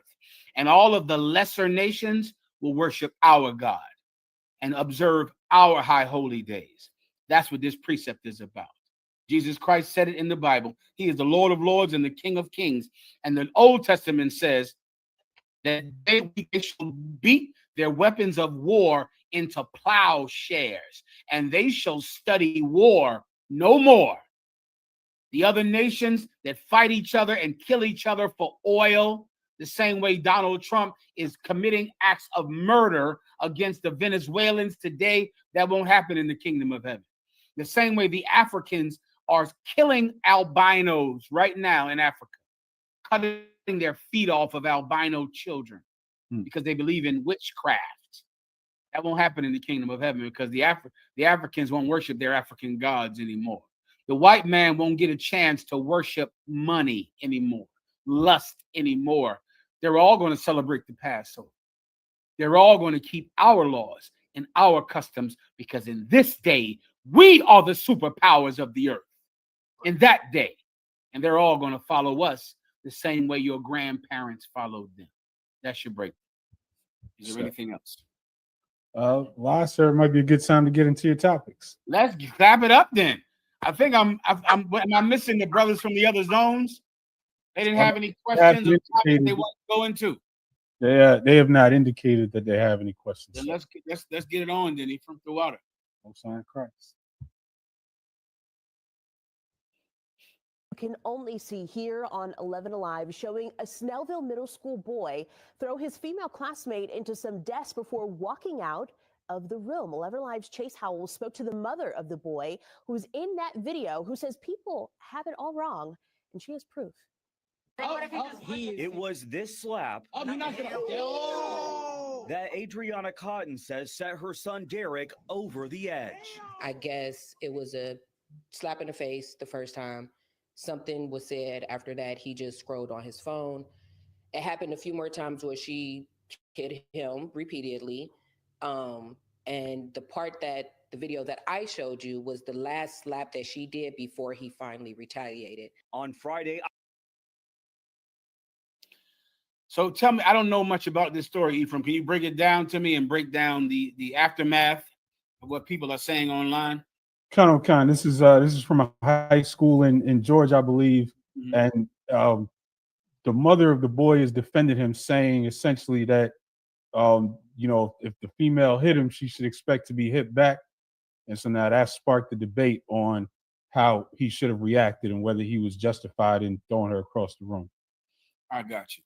Okay, this story, I don't know much about this story. I, of course, have not seen the entire video.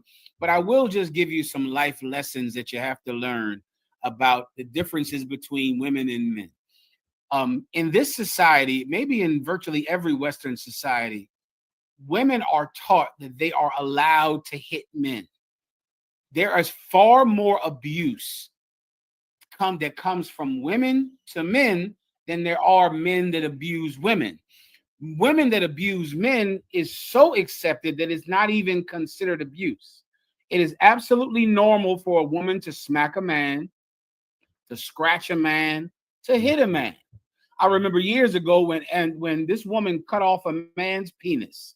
She cut his penis off, threw it out a window, and the entire earth laughed at it. Give me Johnny Carson laughing about Lorena Bobbitt, just so I could make you brothers understand what it was like. This woman cut off his penis because he had another woman. And while he was sleeping, she cut his penis off, threw it out the window. They rushed that penis to the hospital in a cup of ice and sewed that penis on. That was God's work. It was the Lord saved that white man's penis.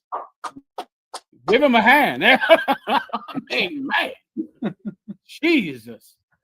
Well, brother, that was the biggest joke on TV. It was the biggest joke in the world. because we are trained to let women hit men. Many of you are taught by your mothers that you could never hit a woman back, even if she hits you. The problem is girls are taught that they can hit men. They're taught to do it. There's many videos of movies like Waiting to Exhale when some woman burns down a man's house. It was considered powerful to burn down a man's house, to set his clothes on fire. Tiger Woods was beaten by his wife with a golf club.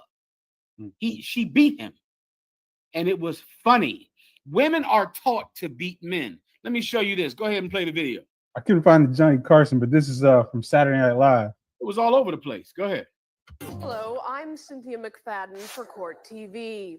It was a startling day of testimony in the already remarkable trial of Lorena Bobbitt, the Manassas, Virginia housewife who's charged in the malicious wounding of her husband, John Wayne Bobbitt. The highlight of today's testimony came during direct examination of Mr. Bobbitt by the defense. Did you and your wife ever fight? Yes. Would you say you fought more than most couples? No. Did the fights ever become physically abusive? No. Did they become verbally or emotionally abusive? No. And you consider yourself a good husband? Yes. Then why was she angry at you? I have no idea. Wait, hey, you.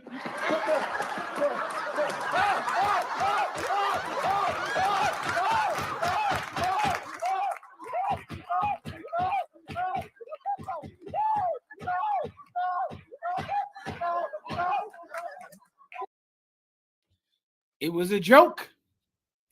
She cut his penis off, mutilated him, and it was a joke out. And that is from society. Now I'm going to teach you an important lesson in this. If you can hang on for 1 second. We cannot accept what Americans and what white people teach us about women being allowed to mutilate men, to hit men, to scratch men. If you are a woman, if you hit your husband, it is assault. It is not a lesser assault because you're a woman. Neither one of you should hit each other. You should not do that to one another. You should never do that. Women are not allowed to hit men, and men are not allowed to hit women. That's the first thing you want to understand.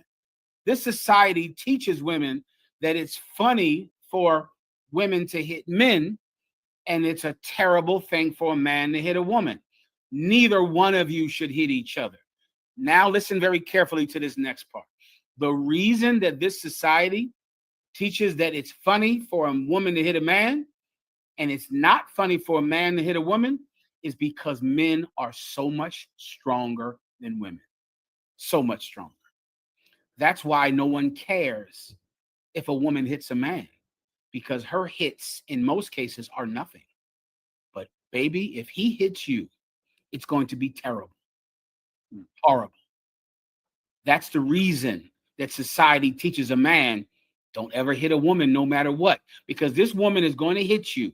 She's going to throw a fire pan at you, or throw a cup at you, or throw a coffee cup at you. And that is going to make you angry. But when you hit her, you are going to sling her across the room like a doll, because you are bigger and stronger and more fierce than she ever could be. And you have to remember that when you're a man. No woman should hit any man. No man should hit any woman. Now, if a woman hits you, it's going to make you angry. It's going to make you piss you off. But brother, when you hit her, you're going to kill her, because she's a little girl and you're a man. You're so much bigger. You're so much stronger. Women should understand this. The reason that no one ever teaches you not to hit men, and everyone tells a man not to hit a woman, is because men are better than you. Men are stronger. Men are more fierce, more angry, more destructive than a woman could ever be. A woman could never be as destructive as a man. Baby, I would have you remember that. Remember that. I know you're angry. I know he had the nerve to go out there and get another woman. So you want to throw cups at him and scratch him and attack him. And I know you're upset, but can you imagine what will happen if he gets upset? Let me show you what happens. Play the video again. Come.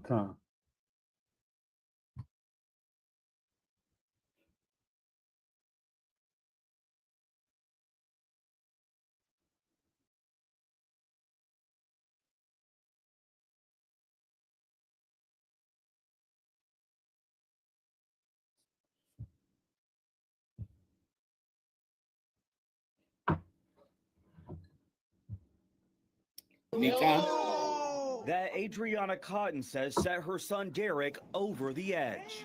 Rewind it again. I want you to watch her little smack on his face while he's sitting down. Play the little smack. And now look what happens next. You see? Sweetie, remember that. Remember that. That little tap. That little tap, and then Lord have mercy. And then now she's in a fight with somebody she should not be in a fight with. You understand, Ephraim? Yes, sir. That's what happens. So, brothers, if a woman does hit you, which is going to happen, that is absolutely going to happen to you. You're going to have to measure your response. You have to measure it. You have to learn to measure your response with a modicum of mercy, because although she will go crazy and hit you, but if you go crazy and hit her, you're going to be looking for somewhere to hide a body. And then now this problem is a lot bigger than it needed to be. Everyone understands? Yes, sir. All right. Is there anything else? Live, sir. Next up, apparently this is what happened after a Cinnabon worker made a comment about a woman's hijab. I am racist. So idiot, for And real. you are a nigger. You are an idiot. No, I I'm am not. racist, and I'll say that to the whole entire world. Don't be disrespectful. You ruined your life, by the way. Oh, talking about Bye. you're talking about respect? You're talking about respect? You are fired from this place, motherfucker. You're not gonna be walking here. Suck it. Suck what? Look how you Suck fucking look it. like. What's wrong with you? What the fuck is wrong with you, you fucking ugly bitch? Get the fuck out of Ugly? my face. Talking about ugliness? Did I stutter? I want you to realize that she didn't call these, are these African Somalians here? So these are Somalians. Yeah, she didn't call these Somalians African. She called them niggers, because in her mind, she hates these Somalians because she hates Black Americans. She hates them. And working in a Cinnabon, she still thinks she's better than Black people. Still. She still thinks she's better than Black people, which is white privilege. That's the essence of white privilege. If you're working in a Cinnabon, you're still better than Black people. Still. That's the privilege of being white. She doesn't know what country these people come from. She sees their brown skin, and then she gives them the hatred that she has reserved for Black Americans. In this case, they happen to be Somalians. She doesn't hate Somalians. She hates Black Americans. She hates them. And then she began to treat these Somalians the way she wants to treat every Black American. Here's the problem. The Somalians hate you too. The Somalians also hate you. Show me the video about the Somalians. They also can't stand you. After George Floyd, after all of the death committed on unarmed Black men, the Somalians came out in support of Donald Trump during the election. They supported him because the Somalians hate niggers too. The Somalians can't stand niggers. Play it. And now he wants to deport them. So if you don't remember, during the election, Somali leaders in Minnesota did a press conference where they publicly endorsed Donald Trump. Now, fast forward to recently, Donald Trump is, doing his press conference on the news, and he's saying that he wants Somali people gone. He says that he does not like them. He says that, I guess, the areas that they live in are poverty-stricken, and, they're not good people, and that's why they don't even want to live in their own country. And he knows that it's not politically correct to say that, but he don't like them, and he wants them gone. There's a lot of immigrants. Do you understand this? You see, that white woman hates Black people. She hates niggers. The Somalians hate niggers too. That's why they came out in support of Donald Trump after George Floyd. The Somalians are sitting in neighborhoods all over this country watching what happens to the tribe of Judah. That's who actual niggers are. The tribe of Judah, the Latinos are also niggers. That's who we are. And people like the Somalians and the Africans and the Asians, they sit and watch us suffer every enjoy the benefits of our suffering in neighborhoods all over America and Great Britain. And the minute the most racist president damn near in history comes up, they all come out to support him, to let him know we're not niggers. We love you, Donald Trump. And then, of course, Donald Trump gets in the White House and does the exact same thing that a poor white woman that works at Cinnabon does. Gives all of the hatred that he has for blacks and Latinos, he gives it to the Somalians too. This is something that you Somalians, you Asians, all should understand. You did nothing while you saw the oppressors of this world hurt blacks and Latinos. You said nothing, and you supported our oppression, hoping that they would forgive you for being an immigrant, as long as you were willing to hate the Latino immigrants. But of course, after they're done with us, they get to everyone else. That's what the so-called Jewish man doesn't understand. The so-called Jewish man did nothing while we were suffering and dying under Jewish people in the music industry, Jewish people in the real estate business, Jewish people in the banking industry. Other Jewish rabbis and Jewish leaders did nothing about it. But of course, when they're done with killing all of the blacks and Latinos, they're going to turn to get you bankers, to get you slumlords, to get you record executives. And finally, one day I would like you to realize maybe you should help us, seeing that after they hurt us, you're next. And you never do that ever, ever. Here's the solution. One day we're going to be in charge. One day blacks and Latinos will own the levers of government. We'll own the courts. We'll own the culture. We'll decide who is punished and who is redeemed. And in that day, we will have more mercy than you have. We'll rule with kindness. We'll rule with good judgment and a good conscience. And we will preserve people to make sure that no one gets hurt. Anything else, Ephraim? Sir, before we move on, we can check in on her Give, Send, Go. She has $151,000 already donated to her for calling these people niggas. What did this white woman do to get $150,000? Your brother in California had a good video about it. Do you have it? Sir, I don't have that Well, I ready. sent it to you. The brother in California, he did an excellent video showing that this woman got $100,000. Now it's up to $151,000 that she received in donations, not because she saved a baby from a burning car, not because she went into a burning building and delivered people out of death and peril. This woman is going to receive at least $151,000 for calling someone a nigger. She's going to get that. Because why? Because they agree with her. This is the reason that Donald Trump was elected. Donald Trump was elected for this reason. Anyone who tells you that they elected Donald Trump because of the economy, because he's a businessman, is a liar. Spanish speakers out there, how do I call someone a liar in the harshest way in Espanol? Tell me that, because they are liars. They elected Donald Trump so they could be free to say nigger, free to say spick, free to tell the people of this world who have better jobs than them, although they are black and Latinos, that they are not better than them, that they're still better than you. That's why Donald Trump was elected, so that white people could feel their superiority over you, even if they work at Cinnabon. Keep going.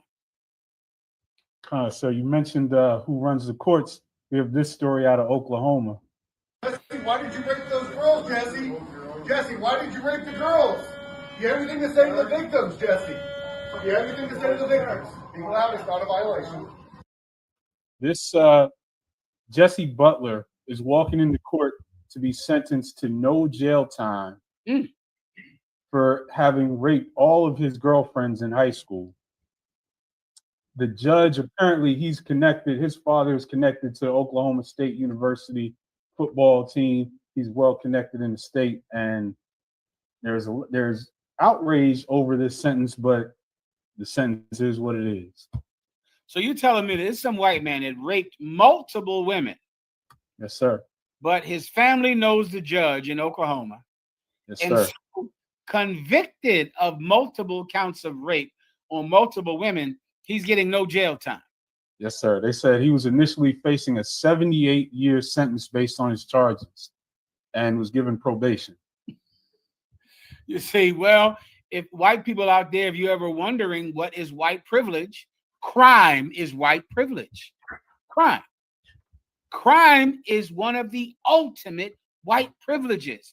White people are allowed to commit crime, and black people are not allowed to even be accused of crime.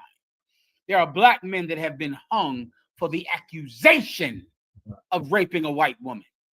Innocent black men, innocent Latinos, innocent. They've been hung from trees because of the accusation. Think about Emmett Till, who was accused of whistling at a white woman. It came out about 10 years ago that he never even whistled at her. It never happened.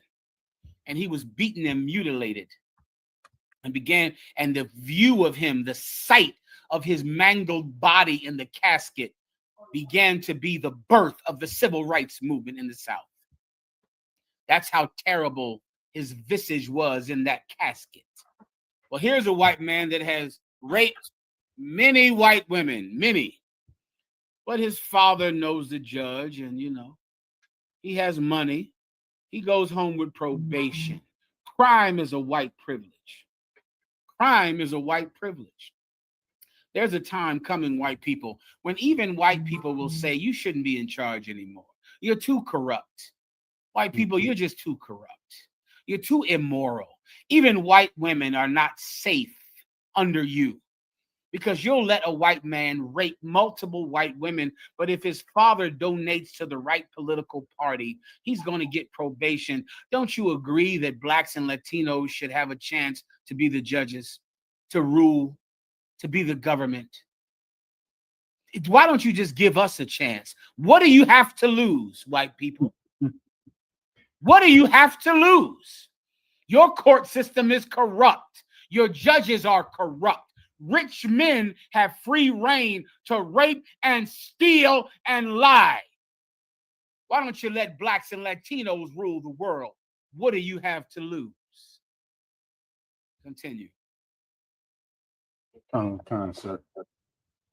Showing the moment a small plane landed on top of a car. This is as it was driving south on I-95 there in Brevard County. Just quite the mess out there. This happened near Cocoa right around 6 p.m. on Monday. The driver in that car was a 57-year-old woman from Melbourne. She was transported to a nearby hospital with minor injuries. The pilot and the passenger of the twin-engine plane, both 27-year-old men, were not hurt. The FAA is investigating what led up to the incident. Florida Highway Patrol is also investigating because the plane crashed into a car. Let me stop you for a second. Let me tell you what happened within 7 days. This week, there was a car. What city was this, Ock?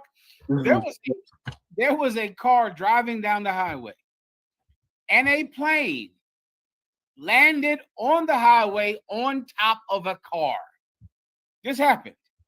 On top, I gave you other videos of the brothers rescuing the people out of the car. Ephraim, Sir, you have those?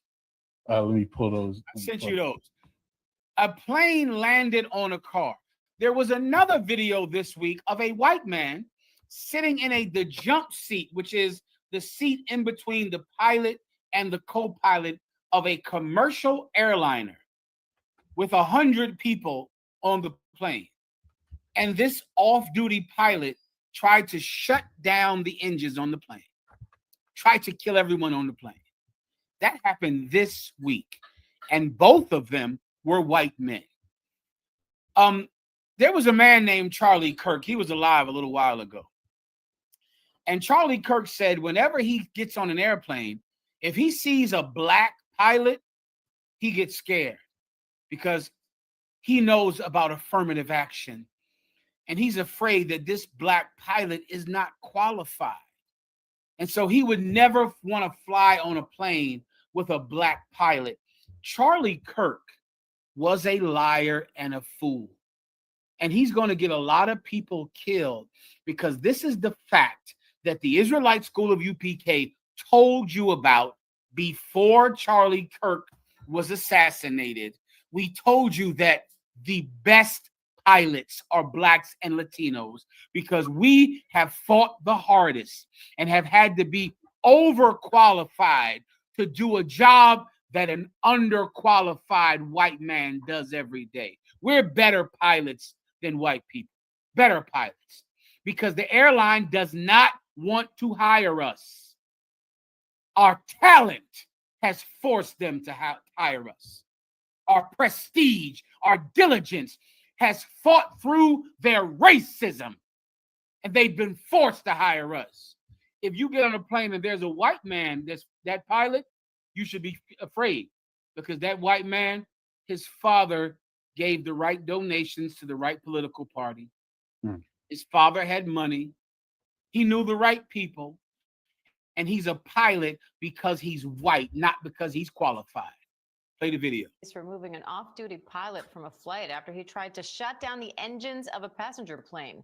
Officials say he was riding in the jump seat when he tried to pull the fire suppression handles mid-flight. Now we're hearing new audio of the chaos inside the cockpit. ABC's transportation correspondent Gio Benitez has the latest. We're getting our first look at newly released dash cam footage. I'm having a nervous breakdown. And hearing audio from the terrifying moments when former Alaska Airlines pilot Joseph Emerson tried to shut down the engines of a passenger plane back in 2023. Hey! What's going on?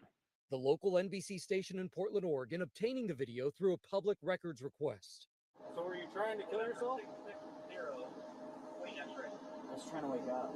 We're also hearing audio from inside the flight deck. Listen. What's wrong? The pilot saying they had to get the plane on the ground. Guys, we need to make an emergency landing. Emerson was riding in the jump seat on the flight from Everett, Washington to San Francisco and tried to pull the emergency fire suppression handles, which would have cut off the engines. He later told police he had taken psychedelic mushrooms 2 days earlier while grieving a friend's death and hadn't slept in more than 40 hours. New video shows him being taken off the plane by police. I spoke with Emerson after the incident. He never denied what he did, but said he never intended to hurt anyone and was struggling with his mental health. What I thought is this is going to wake me up. I know what those levers do in a real airplane, right? And I need to wake up from this. It's 30 seconds of my life I wish I could change, and I can't. This white man tried to shut off the engines of a commercial airliner while it was flying. He tried to kill himself and everyone on board. And you know why? Because he was high. Because he was high on psychedelic mushrooms. You know what happened to this white man? He's home. He did not get charged with mass murder, attempted mass murder. Do you know why? Because he told the prosecutor he was having a nervous breakdown. He didn't mean to hurt anybody. He was just trying to turn the engines off because he knew that on a real plane, this would turn the engines off. So this will make me wake up. I didn't want to hurt anybody. Give me the story about what he was charged with, Doc. I sent you this as well. This white man attempted to murder everyone on that plane. He was not charged with attempted mass murder. Not at all. You know why? Because crime is a white privilege. It's a white privilege. Can you imagine your defense for committing a crime to be you were high? Can you imagine that? Can you imagine you driving a car and you crash into someone and kill someone and you say, Your Honor, it's not my fault. I was high. It's not my fault, Your Honor. I was drunk. It's not my fault, Your Honor. I didn't mean to do it. I had taken psychedelic mushrooms and I was high. The white man's defense was that he was getting high. And the judge accepted that defense. Accepted it. Do you have it, Ephraim? Con, sir. Says in September, Emerson pleaded guilty to a federal charge. Salakia? You put it up on the screen or no? Con. It's one of the things I sent to you. It was his defense in court. He didn't mean to do it. He didn't mean to do it at all. Go ahead, Ephraim. In September, Emerson pleaded guilty to a federal charge of interfering with a flight crew. He pled guilty to interfering with a flight crew. Keep going. And no contest to state charges of endangering an aircraft and 83 counts of reckless endangerment. Keep going. Ahead of Monday's sentencing, a lawyer for Emerson pled with the court that he had spent 46 days in pretrial incarceration and that it was keep going. And that it was impactful, cathartic, and punishing. He learned his lesson. He did 46 days in jail. He learned his lesson. His defense was that he was high, and the judge accepted his defense. This white man attempted to murder everyone on that plane, including himself. He's not going to do any more jail time. None. He's going home. Do you see? Charlie Kirk said that he's afraid when he sees a black pilot. Charlie Kirk, well, I'm not talking to Charlie Kirk because he's not here anymore. But for you people out there that supported Charlie Kirk was a liar. The only guaranteed safe planes are planes flown by La Raza, planes flown by Los Latinos, planes flown by black people, because we have fought twice as hard as any white man to get that job. We are overqualified. For a black man or a Latino man to be a pilot, you have triumphed over racism to get that job. For a white man to become a pilot, you're just a white man who gets high on mushrooms, gets high on psychedelic drugs. You better thank the Lord if you've ever been on a plane and a white man was the pilot. If you land, thank the Lord, because that white man didn't get that job because he's qualified. He got that job because of racism. Racism is the driving force that catapults every white man into every job, and they are not qualified to do that job. White people are not qualified when they're working a job. They're just white. Play the video. If I see a black pilot, I'm going to be like, boy, I hope he's qualified. Well, that's the you wouldn't have done that. You wouldn't have. You wouldn't have done that before. That's not an immediate. No, you wouldn't have done that.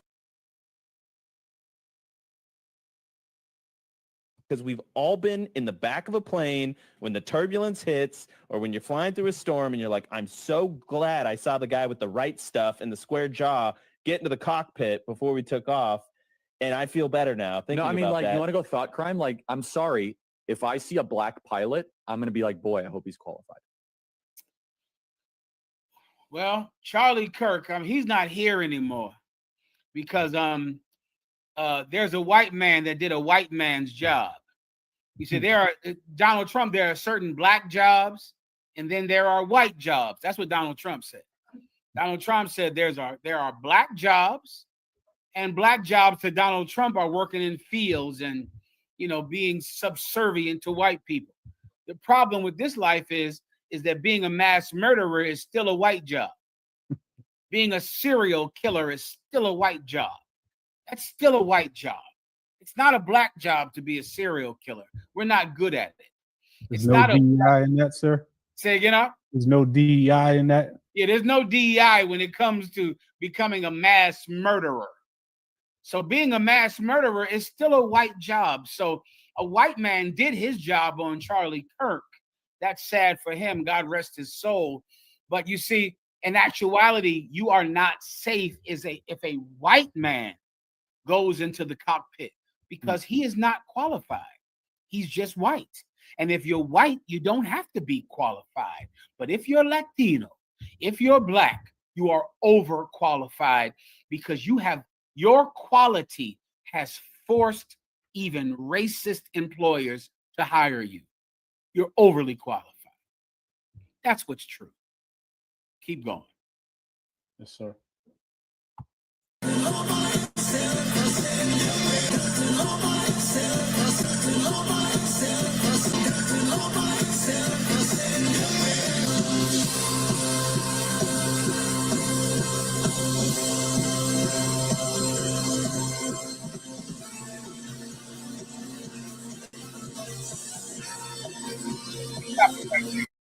Let me tell everyone what this is. Donald Trump this week received the FIFA Peace Award. FIFA is the Association of Soccer Players. And they invented an award just to give it to Donald Trump, because Donald Trump is a child that loves shiny gifts. He's a child.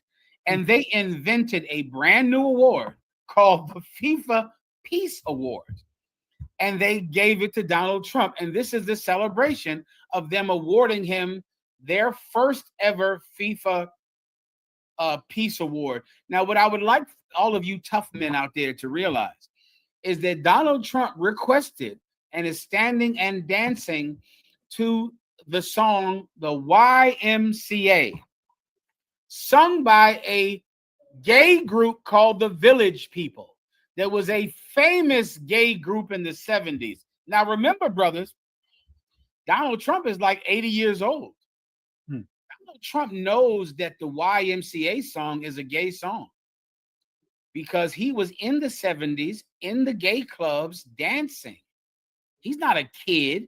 Many of you kids out there, you might have never heard of the song YMCA. I want to go into YMCA. The YMCA is where gay men used to go to have sex with other men. It was like a locker room where they had showers and pools and hot tubs, and gay men would go to the YMCA to have sex with other gay men in the 70s and 60s. Donald Trump knows this because he's 80 years old. And Donald Trump's favorite song is YMCA, sung by the Village People. The Village People, they're a group. One of them is a cop. One of them is a Cherokee chief. Another one is a cowboy. The Village People, their whole act is that they're masculine men, tough guys who like to have sex with other men. This is Donald Trump's favorite song. Donald Trump is the hero of all of you elk hunters out there, of all of you big game Joe Rogan hunters out there. Donald Trump performed sex on Big Bubba. That's in the Epstein files. This is your hero. This is your masculine hero, Donald Trump, dancing to YMCA by the gay group, the Village People. Donald Trump knows something about you white men. You white men love to pretend to be tough, like the Village People. You're cops and bikers and cowboys. And really, all of you suck Bubba's penises. That's what all of you do, including Donald Trump. You white men are just not masculine. You're just not masculine. And I think you know that. I think you know, as compared to La Raza, Los Latinos, and con black men, you just don't compare to our masculinity. Our masculinity is ferocious and it intimidates you sexually because you are a closeted gay man, just like Donald Trump. Play the video. Sir.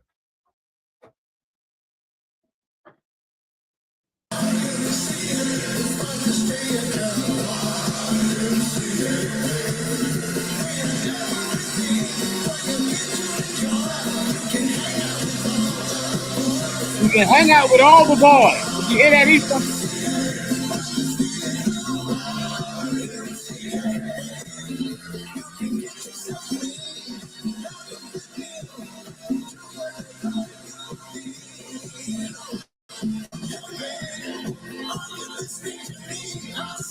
enough here.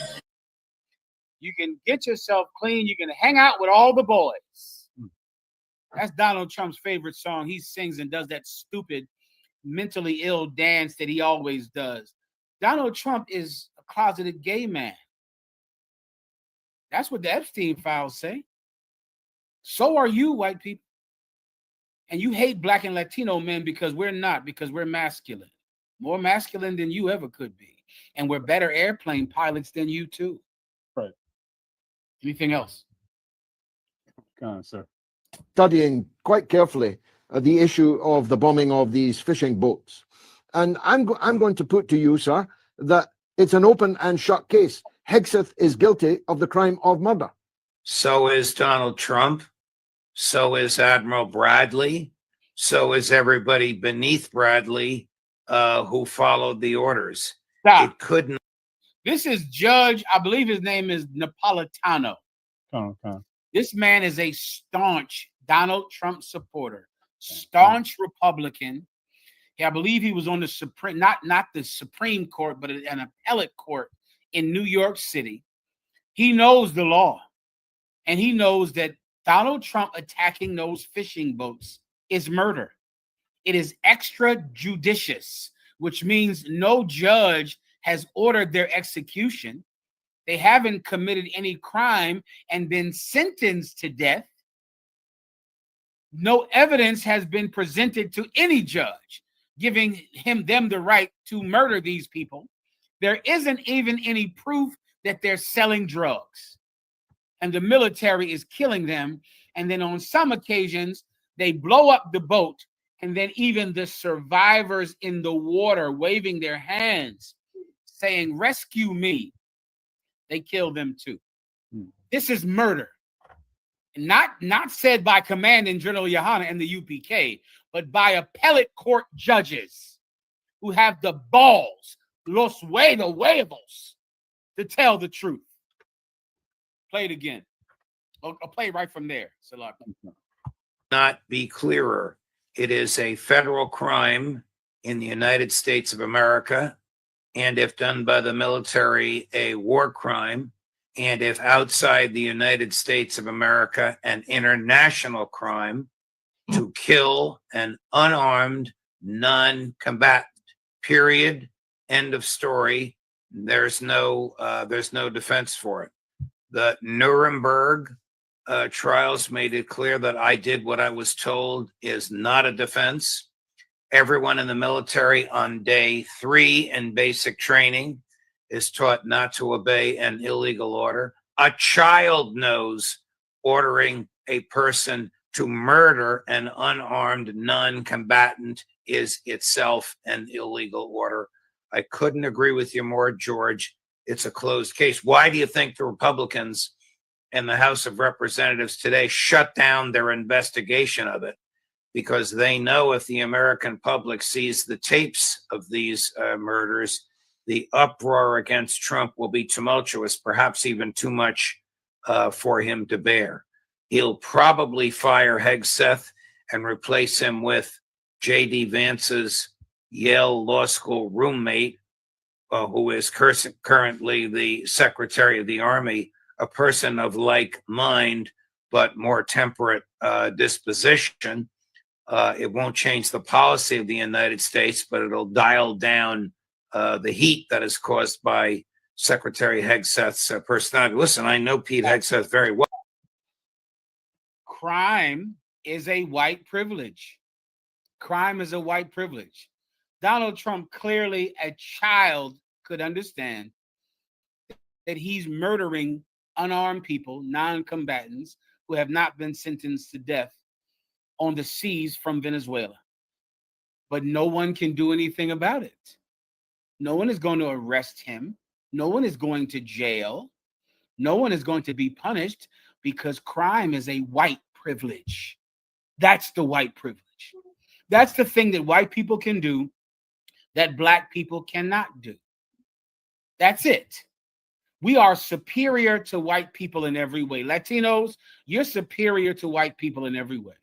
You're superior in intellect. You're superior in strategy. You're superior in work ethic. You're superior sexually. You're better men than white men could ever be. But white men have this one privilege. Crime is a white privilege. And that's why the brothers from Venezuela are being murdered and no one can do anything about it. That's why ICE agents are abusing your family members and no one can do anything about it, because crime is the only true white privilege. Is there anything else? Sir, our last story. If I can summarize this quickly. Head coach at the University of Michigan, one of the highest profile jobs and one of the only black head coaches. Apparently there was a rumor going around for a few weeks that he was having a relationship with one of his staffers. Yesterday, she brought that forward to the administration. And as they were about to announce that they were firing him with cause, he apparently went down to her house, kicked in the door, threatened to kill himself and her, left, went, had an argument with his wife, threatened to kill himself, left. The wife shared his location with the police. They caught up to him at a church somewhere and arrested him and booked him on assault charges. He had a $13 million buyout, a $27 million contract, and now he's in the county jail today. Sharon Moore had sex with a white woman, and because of it, he's going to lose $15 million. And this white woman who was on his staff, he doubled her salary when he hired her, a young white girl. Let me tell you about something that is not talked about in this evil world. There's a predator out there that no one discusses, that no one talks about, that is one of the most prolific predators to ever exist in history. That predator I'm talking about is a white bimbo. White bimbos are predators, and stupid, assimilated coons like Shannon Sharpe, Tiger Woods, O.J. Simpson, and now Sharon Moore are always victims to some bimbo who's going to use their body to make money off of some black man and take every penny that he could give to a black woman, that he could give to someone that looks like his mother, but instead he gives it to some white bimbo. Shannon Sharpe just did this about 7 months ago. Tiger Woods has done this. Countless black men have done this. And, you know, and all of us, we look at the black man and we go, he's stupid. He's evil, and he is stupid and evil. He's selfish. He doesn't love his people. I always wonder something about you black men that go and sacrifice so much money and so much wealth to some stupid white woman. Where is your sense of compassion for black and Latino women? You don't have any nostalgia. You don't have any sense of compassion for a homegirl. I was talking to Kazak Ahmad one day. Give Kazak Ahmad a hand. Tenele un aplauso. Give him a hand. Kazak Ahmad was telling me that he has his father's car. And his father's car is an old car. Really, you know, it's good for nothing. But he said he can't sell that car because that's his father's car. And he's going to keep that car. And one day he's going to keep working on that car, keep fixing that car, and get that car back up on the road, because he has that sense of care for that car, because it's the car of his childhood. This car matters to his father, to his family. But I always wonder about you black men who achieve a modicum of success in America. You don't have any sense of compassion or even nostalgia on your home girl. You don't have that. You don't, when you're rich and famous and you're now the head football coach of Michigan University and you're making $15 million a year, is there nothing about your childhood that makes you want to help a woman that reminds you of your mother, that reminds you of the homegirls that you grew up with around your way? You don't have any compassion You don't have any sense of nostalgia is not the word. What's the other word? Not nostalgia, but that sense of, this is from my childhood. This is something that is close to me. And now that I'm in the position to help someone, I want to help someone that's my homegirl. I want to help someone like the girls around the way, like my mother, like mi abuela, like the people that I grew up with. Rich Black men, you don't even have any sense of kindness to where you come from. And that makes you so cruel. You're so cruel. You're so hateful. You're like Shannon Sharp, countless basketball players, countless football players, countless rich media moguls who could have helped another woman who looked like their mother take out the trash, get a better place to live. But instead, you took some white woman and made her a millionaire, and she was nothing but a bimbo. When are we going to pass laws against being a bimbo? Bimbos constantly win.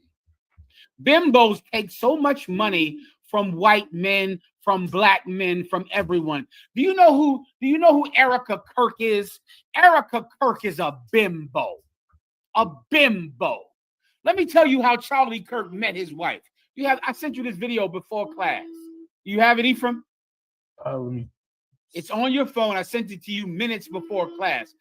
In the Donald Trump administration, as you watch this Shamar Moore story about this young white bimbo that caused this Black man to lose every penny he has and to now be in jail because he was so terrified of the world finding out that he was weak and addicted to white bimbos. This is a story that happens forever, for all time. But what I want you to understand is that right now, the Donald Trump administration is run by white bimbos. Bimbos who only got that job because they had sex with a rich and powerful man. Erica Kirk is a bimbo. Erica Kirk had sex with Charlie Kirk because he was rich and influential and powerful, and she married him in lieu of getting a job. Charlie Kirk decided he was going to marry her and not give her a job. And there are so many bimbos like her. Caroline Levitt. Caroline Levitt is the White House press secretary. She married some rich white man who is 33 years older than her. And he is a rich Donald Trump supporter. And she married him. And now she's working for Donald Trump. Melania Trump. Melania Trump is another white bimbo who was living in the Ukraine, a mail order bride. Donald Trump met Melania Trump through Jeffrey Epstein. It's in a book from Joe Biden's son. Jeffrey Epstein introduced Melania Trump to Donald Trump. She's a bimbo who had naked pictures all over the internet, a mail order bride, but she had enough skill. She was enough of a predator to bag Donald Trump. And now here she is, the first lady of the United States. Her only skill is having the stomach to suck and have sex with some old, disgusting white man. So many of you white women, your only skill is you have a strong enough stomach to have sex with an old, rich white man. That's the only reason you succeeded at all. That's the only thing you do that's profitable is your stomach is strong enough to have sex with an old, disgusting white man. Go ahead and play the video. Just moments ago that something atypical took place before, obviously, everything that unfolded yesterday, and that is that Kirk's family was with him at the event. That's not something that usually happens. And the vice president is going to pick the family and the body up and return them to Arizona. Can you talk a little bit about how his family is leaning on their faith? I mean, he's being remembered as someone of faith. That was such a big part of his life. That's, such a big part of the lives of those in his community. Brianna, thank you. Freedom is a three-legged stool. It's economic freedom, it's political liberty, and it's spiritual truth. And when one of those is missing, it doesn't work so well. And he had a commitment that was inspirational to everyone. I'm going to be meeting with Dennis Prager's group in a few hours. Dennis Prager, Rabbi Prager, and he were extremely close. And he taught Charlie the importance of the Sabbath. It was a major, every morning he did his exercise, he did his private time with the Lord, and then 2 hours of learning. And indeed, that's what brought Erica and he together. She was applying for a job, and everyone, of course, loved her, and she is smart and capable and all. But finally, the day came to meet with the big boss. And so all her friends were concerned, her parents were concerned and all. And so they met for over 2.5 hours. And at the end of it, he said, well, let me just tell you, I'm not going to hire you, but I would like to date you. And she was startled by that, and went back. All of her friends said, well, how did it go? How did it go? She said, I don't know. But indeed, they had an affection for one another. Stop. They shared everything in common. Stop. And now Let me tell you something. There is a hidden predator in this earth that has gotten so many black men killed, so many Latinos killed, and so many white men have given up their fortunes to a great predator that is never talked about: white bimbos. White bimbos who has their only quality is that they can have sex with the right man. They know how to stomach having sex with the right man. Erica Kirk is a bimbo.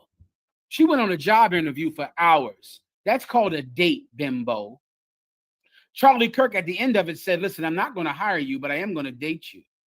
And she said, okay, because that was the reason she was there in the first place.